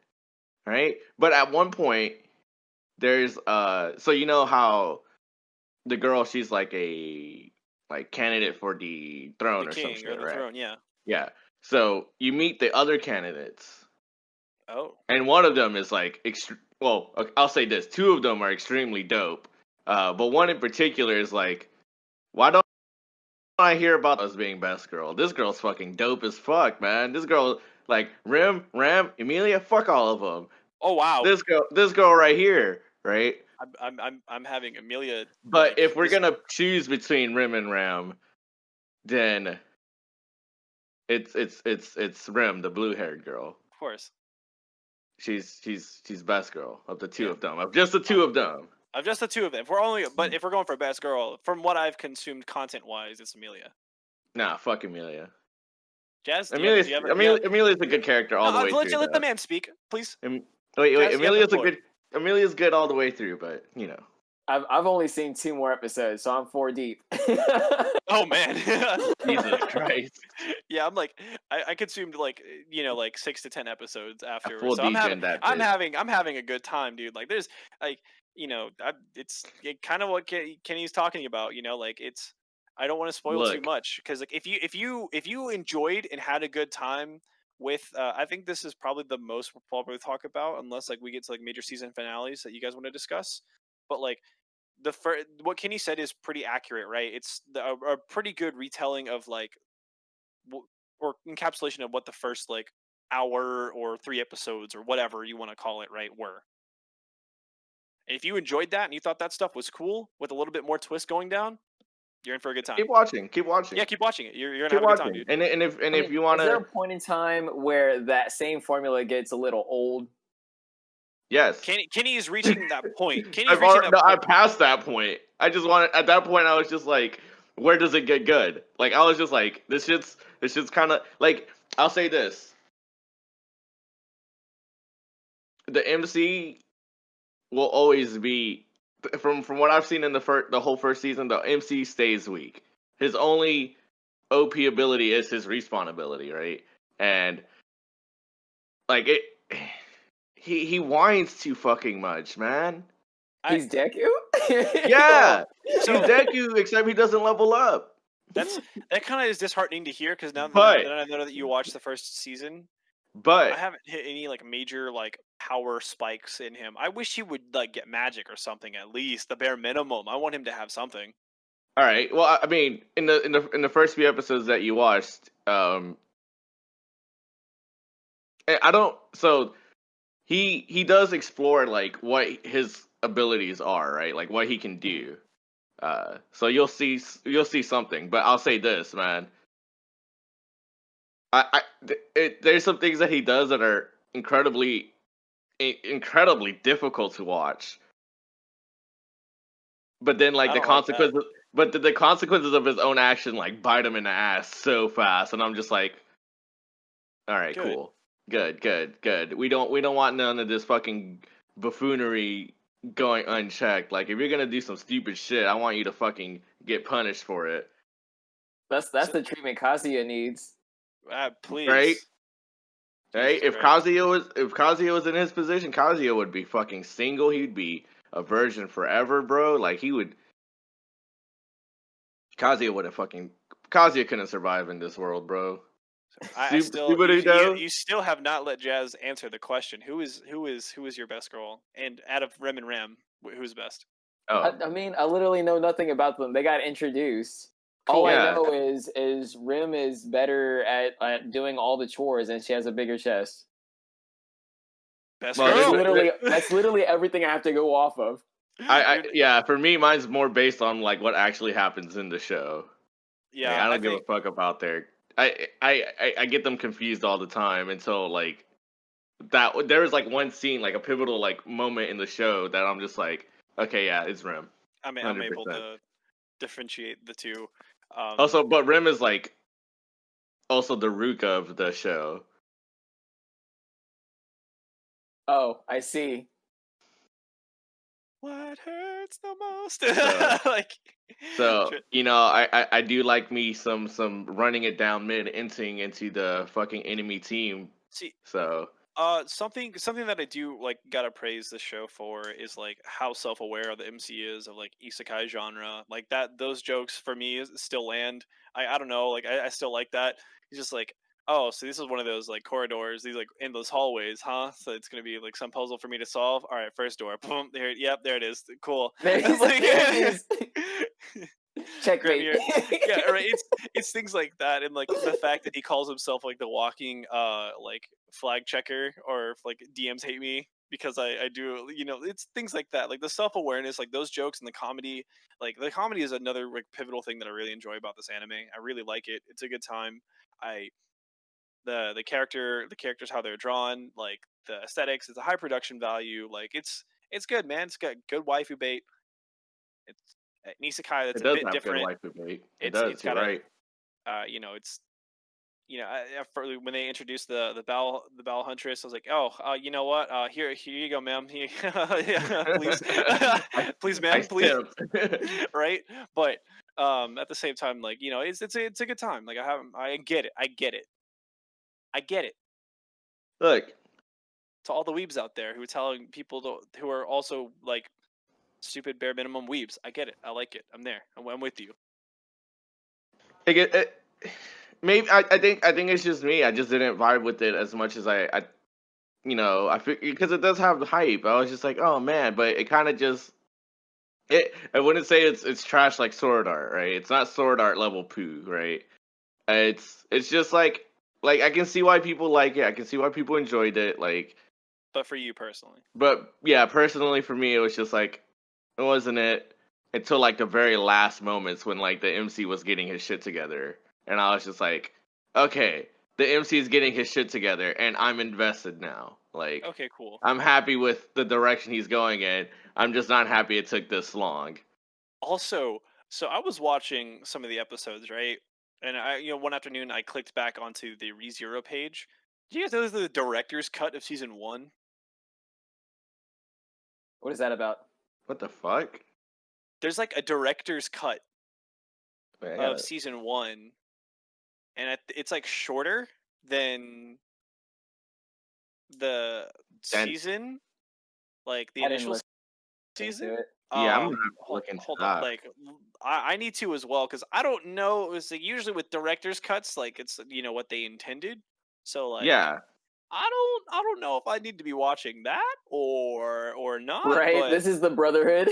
yeah, I'm like, yeah, I'm like a little scared now, right? Because I'm like, do I can just keep kind of trucking along and right? So I'm gonna do a little bit of research on that. If you guys want to let us know, tweet us or something for people who have watched ReZero or are into this content way more than we are. I would love for that explanation, dude. Because like, I completely overlooked it when I was looking at the Crunchyroll list because there's so many dubs of it. Like literally, if you look at the ReZero like list of seasons, it's like a fucking Excel sheet with how many like different variations there are. So I pulled it up on my phone just now, right? Okay.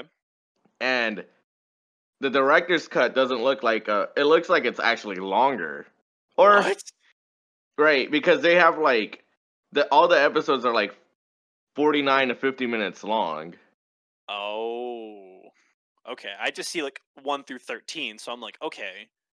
Did he cut out a lot of filler or there did he might add be more? There might be some things cut out. There might be some things because like so there's 13 episodes, right? Yeah, but they're all in like the director's cut, minutes. and in the director's cut, in the regular cut, it's like 25, technically 24, because the first episode's like 2 parts. Yeah. Right? So like there might be things cut out, there might be things added in, and that's what director's cuts usually are. They're not usually extended cuts, but they're like there's like a difference there. Like maybe the editing is just a little bit different. Maybe this scene's a little bit sooner, this scene's a little bit later. A new scene is thrown in here, things like that. So, yeah. Because like if you look at the names of the director's cut episodes and the regular cut episodes, they're the same. It's just that one episode has both of them. Okay, And I see what you're saying. Yeah. Gotcha. I'm not gonna fucking watch it. They can suck my dick. I don't like that show enough to watch the director's cut of season 1. Like maybe season 2 might be better. Fuck, but as far as I know, shit. I'm having a good time. I'm gonna continue it. So if you guys want to talk about ReZero, I'm also enjoying it. I just want to say this real quick because I haven't really had to say much just yet, but I will talk about the 4 episodes that I did watch. The one person who said he wasn't gonna watch is the one that binged it. Yeah, I know. He's talking bad about it again after he watched the whole season. I did. I thought it would get better. I really did. I had nothing to watch, bro. I'm caught up to Haikyuu. What other shows have I been watching? Literally that. So you know what I find funny about this, right? Is like this is the dude who's like, oh man, if a show doesn't interest me, mid episode I'll leave. But like, apparently, this motherfucker literally watched 25 episodes of something he apparently didn't like. No, listen, I didn't like it. I thought I was just like, okay, maybe I'm missing something, right? Maybe there's something that happens that that flips the switch for people, right? So episode 19 of Demon Slayer. I don't know. I need to get there. I was just like, where is it? Where does it get good, right? And there's like in each episode, there's like, or most of the episodes, there's like a good moment. And I'm just like, oh, that's a good moment, right? That's nice. But I mean, like, does it build on that, or does it just like keep having like little good moments here and there to kind of keep you interested? Which is, I think, what happened with me. I was like, all right, here's a good moment. Let's see what the next good moment is. And then it finally like hit a point where it was like, this is actually good, but it's at the end, and I'm like, man, that sucked. Like, it was cool though. Like the climax and everything was cool. I'll say that. Like, you won't find me arguing against that. It just wasn't as good as like the hype suggests. We've had something that I like about this. Go ahead, Jess. Go ahead. I was gonna say, here's the thing about hype, right? When people hop on board with something, everyone hops on that train, and so anything that's hype is overhype. There's no like middle ground where you don't hear something about like you don't hear a neutral hype, right?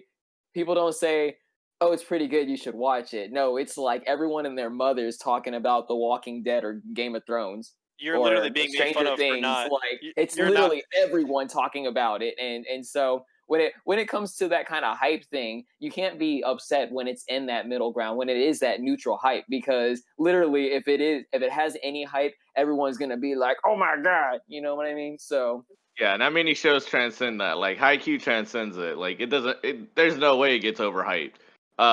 It's really funny that you use those two shows though, The Walking Dead and Game of Thrones, because those are like the two shows that were like fucking way to fuck up here, right? These are like two of the best shows on TV right now, supposedly, and they fucking fall flat on their face because they just did not know how to fucking end their shows. This is a weird transition, right? So I watched season 1 of The Walking Dead.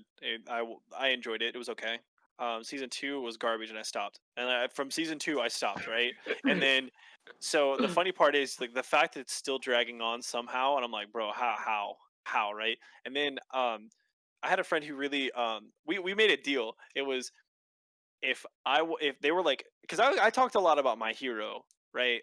At the time, like, because it was like when the My Hero peak was at there, and I was like, hey, this person wasn't really into anime too much, and I was like, listen, I know you like the X-Men, or I know like superpowers, and I like comics. This might be a little bit more up your alley because it's like this, right? Like, all right, I'll watch it if you watch Game of Thrones. And I was like, you know what? All right, that's fair. That's like you're giving me the means to watch it, like whatever, right? I'll do it.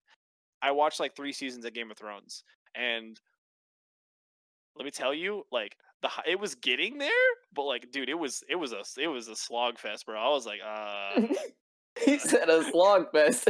like it started getting really good. Like at one point, right, I was like, okay, like something started to move here. Something's like, okay, like I can see it, right? But like kind of what Kenny's going through right now, right? Like I can see it. I don't know why everyone's freaking and foaming at the mouth about this, but like, okay, cool. I can kind of see something going here. And then yeah, like the cabbage dude or the Avatar, that dude, right? Like literally everyone's talking about that with Game of Thrones. And then, mind you, I started this when the season finale was like happening. So when the season or the series ended, everyone was like, "Oh my god, the worst season or worst ending ever." I was like, "All right, I'm gonna stop watching it." And they're like, Why you stop watching?" I was like, "Dude, if I know something's gonna suck at the end, why would I watch it?" So not only that, but it sucks through the series too. Yeah, I mean, like I didn't. Okay, I don't want to say it sucks, but like I'm in the same boat that Kenny's in, right? I'm like, this is way too hyped. Like I get it, but like whatever. So for you, I understand what you're going through, right? Like it's the neutral hype that Jazz is talking about. Like it's like, okay, I'll say this. I get I'll it. say this about ReZero when you're done, Ashton. Go ahead, man. I'm finished. I've said what I needed to say. I'll say this about ReZero. These are those moments that I was talking about that like kept me interested, that made me want to like continue watching it. And there's things that are revealed about Subaru that I'm just like, all right, you motherfucker, are you gonna be cool or are you not gonna be cool? Because it's gonna go one or two ways, right? And somehow they didn't do either of those. Oh. Okay. Like you're just like you see these things like are like you're meeting new villains, you're meeting like shit that's going down and whatever, and you're like, okay, so this guy isn't just like some fucking normal isekai dude, right? Like he might actually be of some promise or some shit. Like he might actually have some fucking value or some sort of point in being in this world other than being able to respawn. Right. Yeah. And they keep alluding to it. They just don't do anything with that in the first season. And I'm just like, come on, motherfuckers, just do that. Just show me. What is he? Is he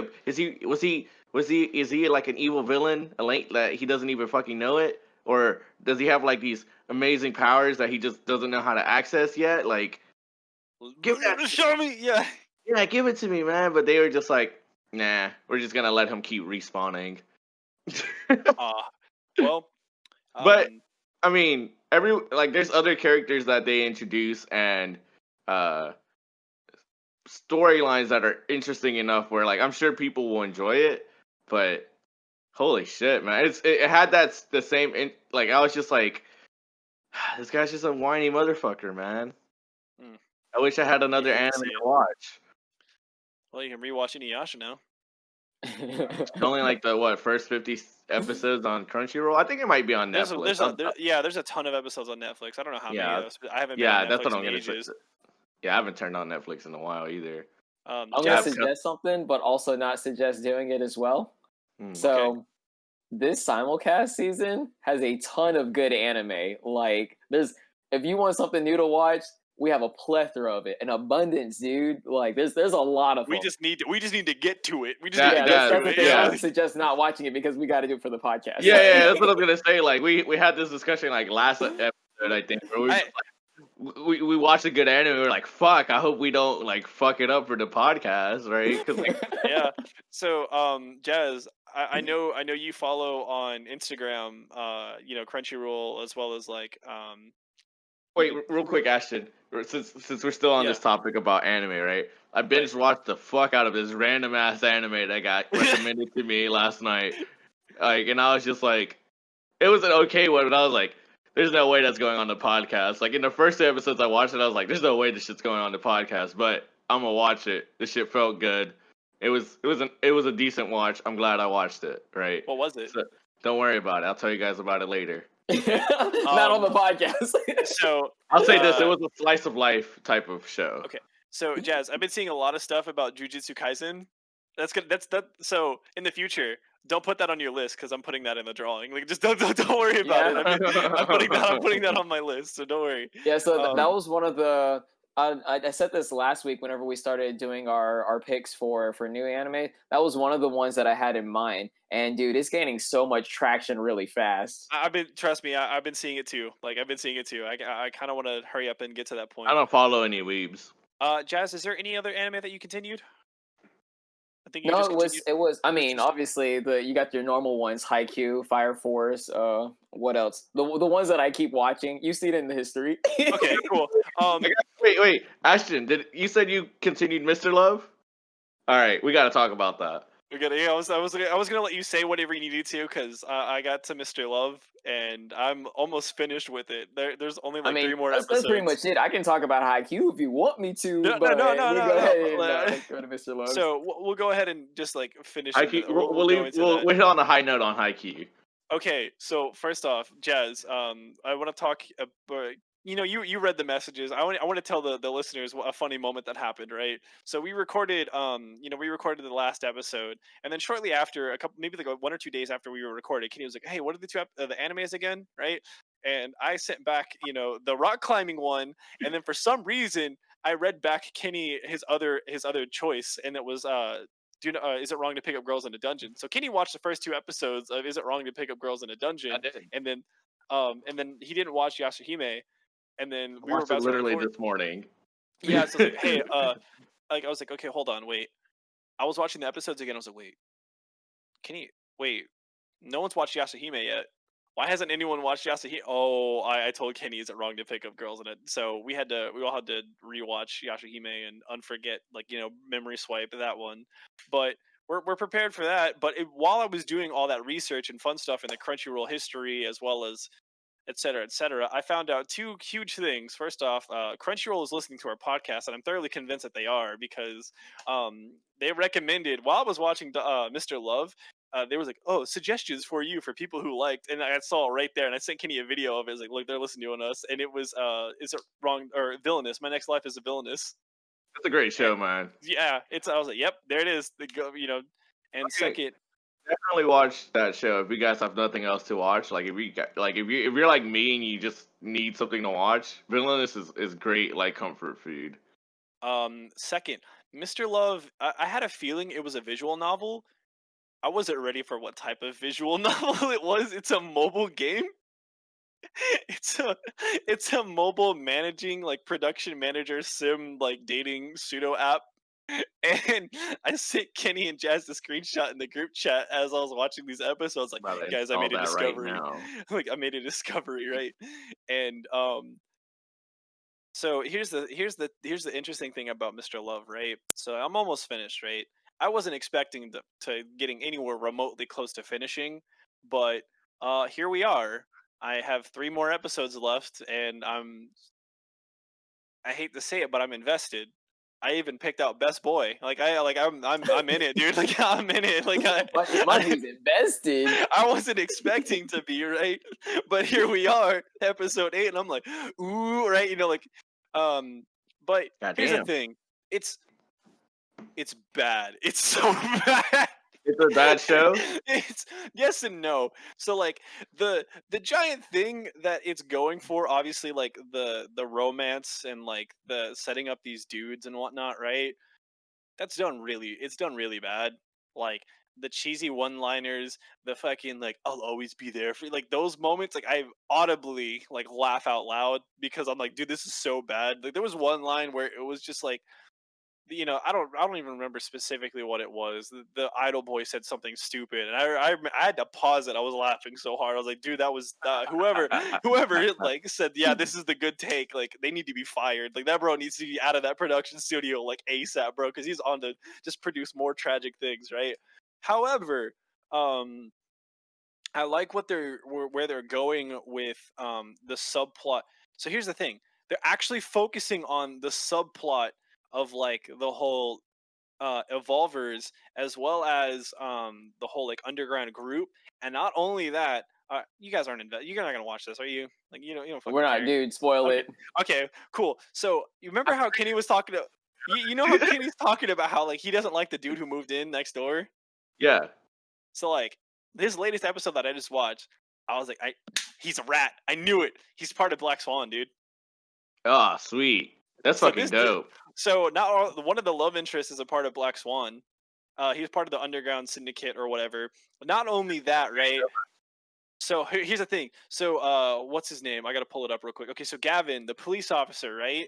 So Yeah, he's like the whole justice boy, and he's all about protecting the evolvers. Yeah. There's like a even subplot in his department that they're like axing evolvers. So the latest episode, he found out that like he thinks that he's saving all these evolvers, right? But like after they get brought in and like they go into like they disappear. He doesn't know where they go. That's good shit, actually. Yeah, so now it's like, wait, what? He's this whole time he's thinking like he's been saving all these evolver kids, right? But he's actually just been like potentially shipping them off somewhere, maybe even to Black Swan. We don't know. And I'm like, oh, this is kind of cool, right? So we got one of the boys who was like, you think that he's a good guy, but in the actuality, like he's part of the evil organization. Meanwhile, like Gavin had his whole life flipped upside down because all he cares about is saving evolvers because that's his whole thing, right? But now he comes to find out like, oh man, I might be helping him. Shit. What else is there? The idol boy, I hate the idol. The idol dude, like that dude can literally go die in a dumpster fire. That dude, he literally, he's like too perfect, man. Not only, okay, hold on. So let me walk through like some of these notes, right? So first off, the best top pick for me, like no joke, is the CEO. That's fair. That dude is like 10 out of 10 material. It's my boy Victor. Victor is like the coolest character in this entire show because not only is like he actually like interesting, but the dude's Kaiba. Like the dude literally is Kaiba. He's a millionaire like rich boy philanthropist, light Yagami clone. He's an asshole to the MC. Like constantly, he's constantly just like he's calling her an idiot a lot. Yeah, he calls her stupid, and like in one episode alone, he was just like 5 million idiots and stupids directed at her. I think my favorite one that he's got like towards her, right, was just that I was like, listen, if you want to produce an idiot show for idiot people with idiot crew members for idiot people to consume, don't drag me into this. And I'm just like, yeah, that was the one episode I watched. Right. So that was the next episode. That was episode 3. That was the one episode that Kenny had watched after. He even has a follow-up one, right? So like there's another, like she's doing an investigation and it goes by her old school. I think that's the episode where we learn more about Gavin, the police officer, like his backstory. And makes sense. They went to school so together. like she's calling the CEO saying like, hey, like she's on her way to investigate and she gets an alert on her phone, send don't forget to send the CEO the proposal, the finances. She's like, oh shit, I gotta do that, right? So she pulls over real quick and sends like this email and sends the finances over and calls him and is like, hey, just let you know, like I sent over the finances. He's like, you woke me up in the middle of the night to say that? She's like, what? It's mid-afternoon. And then she has a flashback right to that morning where he's like, hey, I'm gonna be gone in New York for business. Like, don't wake me up. Type of thing, like, I'll get to your emails when I get to your emails. It's like, so you woke me up in the middle of the night to tell me that you did the one thing I told you to do. And then she's like, sorry. And then like she hangs up on him, right? And he calls back, oh, so now you're gonna hang up on me. And then she's like, oh shit, right? Like, so this dude is just like constantly ripping into her. And the best part is she's like, oh, he's like, so what story are you doing this time? She's like, oh, I'm going to my old high school. Yada.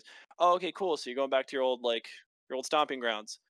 Don't spread your idiocracy to the youth.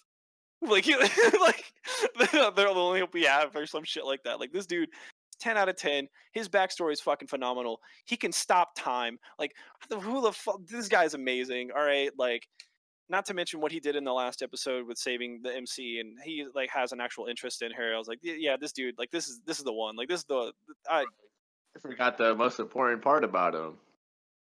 What's that, man? He's a fucking phenomenal chef. Yeah, like, not only that, but the dude can cook. So in his spare time, he has his own restaurant. Jasmine's confused, like head tilt. He was just kind of like in there, and he's just like, wait, what? No joke. This dude apparently is such a perfectionist, right? That in his downtime, he has a restaurant that's only open maybe like once or twice a week that he funds, right? Because he has the money to fucking do so, right? And service is absolutely terrible because he has one waiter, and it's some dude that he trusts that he knows like won't say that he's the chef, right? And second, the dude is like apparently a phenomenal chef, and like in his free time he runs a restaurant and he's like a god at it. Yeah, it's really funny because they look at the reviews. It's like 0-star, 1-star service. Always like in like one sentence, like one liner, like terrible service. I hate that. Blah blah. Right? It's never open. And then when it goes to the food section, it's like 5 stars. It's like a fucking paragraph. The MC, she legit had a Ratatouille moment. No joke. She was like during dessert, like she eats this like this pudding, and she's just like. She just starts crying, like, "Oh my god, this took me back to my childhood." She literally starts crying. She starts like seeing herself as a kid, and she talks about how she always like when she makes pudding, she tries to recreate this pudding specifically. And I'm just like, this bitch is really hitting us with a Ratatouille moment, bro. She's really the food critic right now, bro. Like, what is going on here, bro? Give her the Ratatouille and get her the fuck out of here. Right. So this show has like tons of really stupid moments, but like what's really keeping me interested, honestly, is like this whole like Black Swan organization. She you learn about like her dad actually being like killed. Like they like straight up like Black Swan figured out about him, and like they have like this whole file that they were able to get in one episode, and she really kind of confirmed like, yeah, this group killed my dad. Like he poked his nose and started figuring out about what we were doing, and so like they ordered a hit on him and he's dead. Damn. And I'm like, oh shit, right? Not only that, remember I made the prediction about her having superpowers. I'm pretty sure they're confirming that right now. Like she might be the one that like unlocks people's power even further, and she has her own. Like she can like predict fate. This shit's kind of crazy. Right. Like in the first 2 episodes, you talked about it where like her dreams have like premonition type of things, right? Yeah. Like in the 3rd episode that I watched, right? Like she had a dream about the detective like shooting at her. And yes.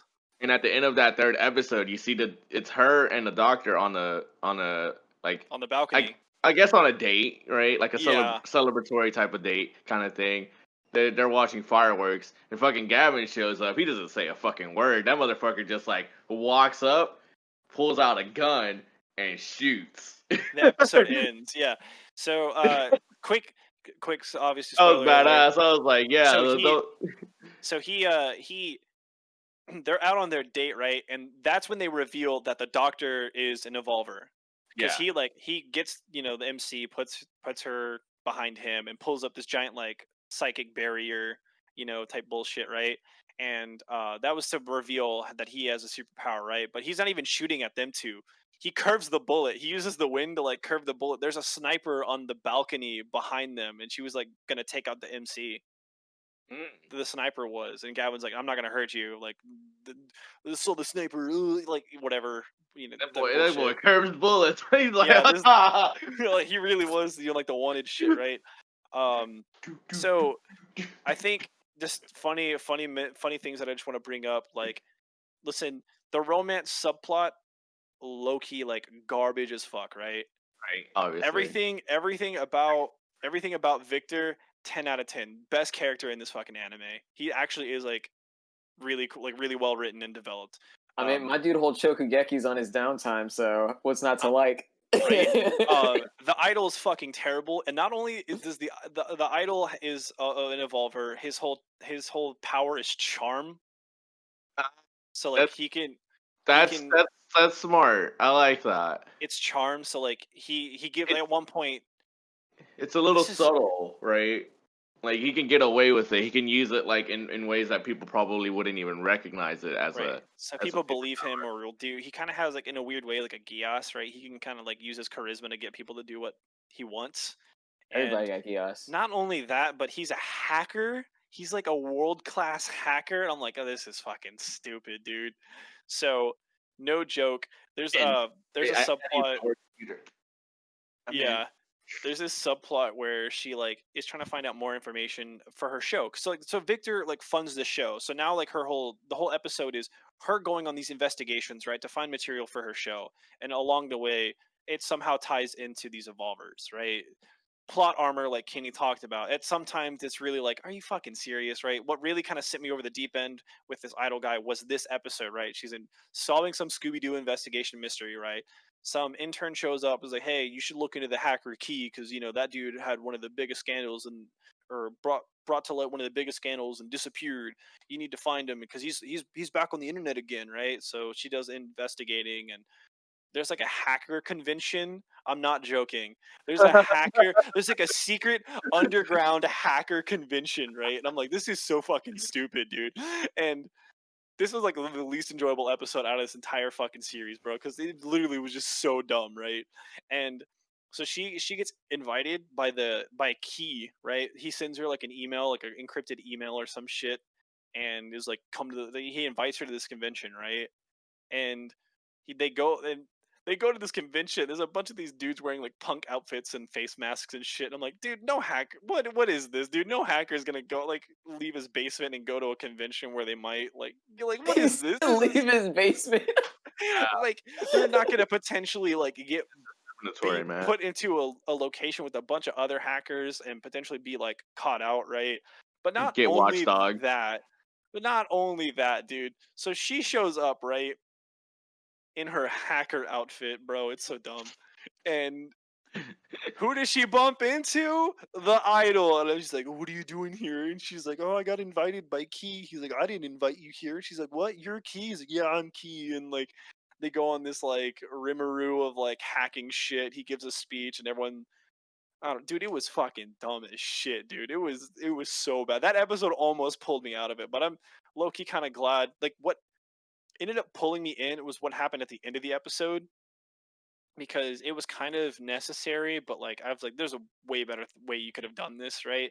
And that was, they got information about like the testing facilities of like the evolvers and like what Black Swan's doing. Not only that, but they confirmed with the information that they found at that like convention or that super center, right, that was gonna like try to kill all these hackers, was they found the computer and data file that had like how her dad was killed and like why he was like executed and shit.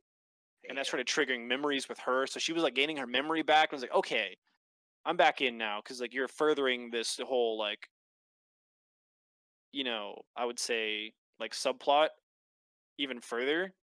So if that's your favorite part of the show, right, is like these superpowers and like how these people are being tested on and disappearing and whatnot, like that's done really well.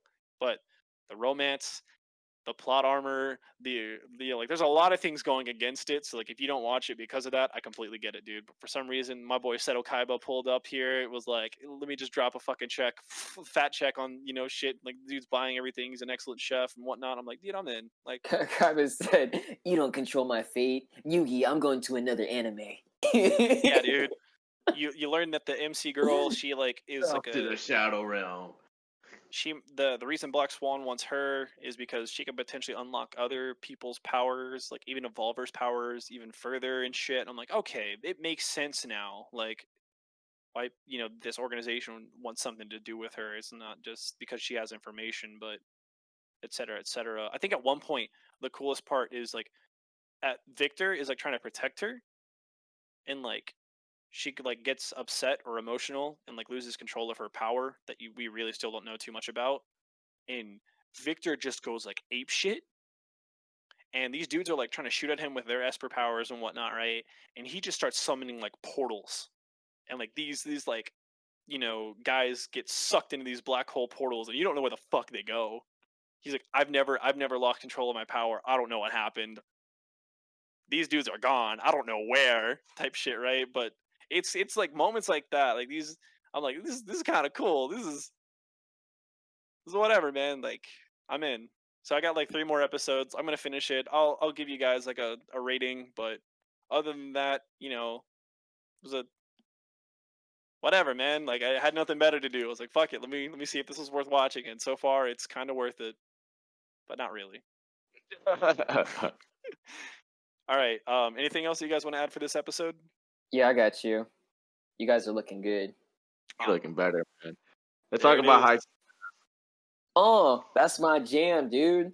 I like Haikyuu. All right. You know what I like that this show does is every component, right? Every character has substance. There's no team that they go against that you don't like. Yeah. And with this latest episode, it just kind of, reiterates that. Yeah. Like, and I said that earlier in this episode, right? Where it's like, they're not enemies or villains or anything. It's just, these are the opponents that they have to go up against. But it's pretty realistic, right? Like, if I was on a volleyball team, it's like, I want to win. You guys are the antagonists of my show. This is my show, right? But in a different way, right? It's the same thing for them. Like, yeah, you're the antagonist to their show. Yeah, you're the antagonist to their show, right? And so they were kind of, the focus was on Nekoma. Yeah, Nekoma. I forgot the kid's name though. Kinma, yeah. The gamer dude that doesn't really put in too much effort into, well, the volleyball. He's good at it, right? He likes playing it, but he doesn't really, he's not the super fired up guy that's like giving you 100%. He's probably giving you like 80% all the time. He's the guy that has a lot of game sense but no mechanics. Yeah, that's a good, accurate representation of a character. Yeah, because I'm not that far yet. Haikyuu's dope. Watch Haikyuu. Just binge it, bro. Just full DJ Haikyuu. You won't go wrong. All right. So we have some showers. Anything else that you guys want to add before we do the drawing for the next week's episode? No, I don't have anything else. All right. So what we still have up for contingency is Golden Kamuy. We also have Is It Wrong to Pick Up Girls in a Dungeon? We have Tonakawa and Burn the Witch. So Jaz both had Tonakawa, Burn the Witch, and Kenny had Dungeon, and I had Golden Kamuy. So we're going to go ahead and there's a new sequence order. So 1 being Golden Kamuy, 4 being Dungeon, 2 being Tonakawa, and 3 being Burn the Witch. So I'm going to go ahead and roll a dice, and let's see. Drum roll. Let's see here. It's a long drum roll. It is a drum roll. Long drum roll. Long drum roll. And the first one is Golden Kamuy. So we're gonna have Golden Jaz. You're gonna have you're just like Jaz, you poor thing, dude. Jaz, you absolute poor baby. So dude, Jaz is somehow. I said this like a long time ago. Even though we made this rule, like at one point, Jaz would get still shut out because of the way the rules work. All right, so I'm gonna go ahead and roll again. I rolled Golden Kamuy again. I rolled Golden Kamuy once more. I have rolled Golden Kamuy 4 times now. I am not joking. Jaz, hey Jaz, your pick got picked. Number 3, Burn the Witch. after 5 straight ones in a row. Jaz was like, my pick, but not the pick he really wanted. It was Burn the Witch. I mean, I still want to watch Burn the Witch too. Yeah. Right, but I know the other one, Tonikawa, is the one that you want us to watch. That's the one that you're just like, you guys, watch it. Well, no, honestly, I don't think you guys would enjoy it, but I love that show. How dare you? I don't know anything about it, but how dare you assume that of me? My taste for this podcast has been all over the place, bro. Like, I'm telling you, like, who the fuck would have thought that I would have enjoyed something as so stupid as fucking Mr. Love? But here we are, 8 episodes deep. Yeah, I might as well fucking finish. Yeah, who could have thought I would finish all of season 1 of ReZero? Yeah, Kenny's like bad mouthing the fuck out of ReZero. Like, man, this is I still did. No one likes it. I never quit it. And then he's I like, just wanted more material. But yeah, I feel like you guys would enjoy Burn the Witch more than Tonikawa, but dude, Tonikawa is my jam. I'm like, I feel things when I watch that show. All right, so I'm gonna go ahead and read the descriptions for both of these real quick. I'm not feeling anything. So we rolled Burn the Witch and Jazz kept saying Tonikawa, and I pulled up Tonikawa. Real quick. Yes. Should we be reading the bios here at the end of the episode, or should we just be doing it at the beginning of the episodes when we actually watch them? We've been doing it, but it's just something for them to look forward to. Because we used to do a little point where we would react to like our thoughts of what might think of it or what we're expecting, kind of thing, and then just a little something to throw in there. Okay, just had it. Just a question I had. Yeah. Let's go. Question's a bad question. Do you love me? Dude. Bad question. Of course. It's a bad question, yeah. On God? Cap. On God. Cap. Cap. The guy is single-handedly carrying that stupid up. All right. Yeah. So I'm going to go ahead and read the bio for Burn the Witch real quickly. Oh my goodness. Historically, 72% of all deaths in London are related to dragons, fantastical beings invisible to the majority of the people.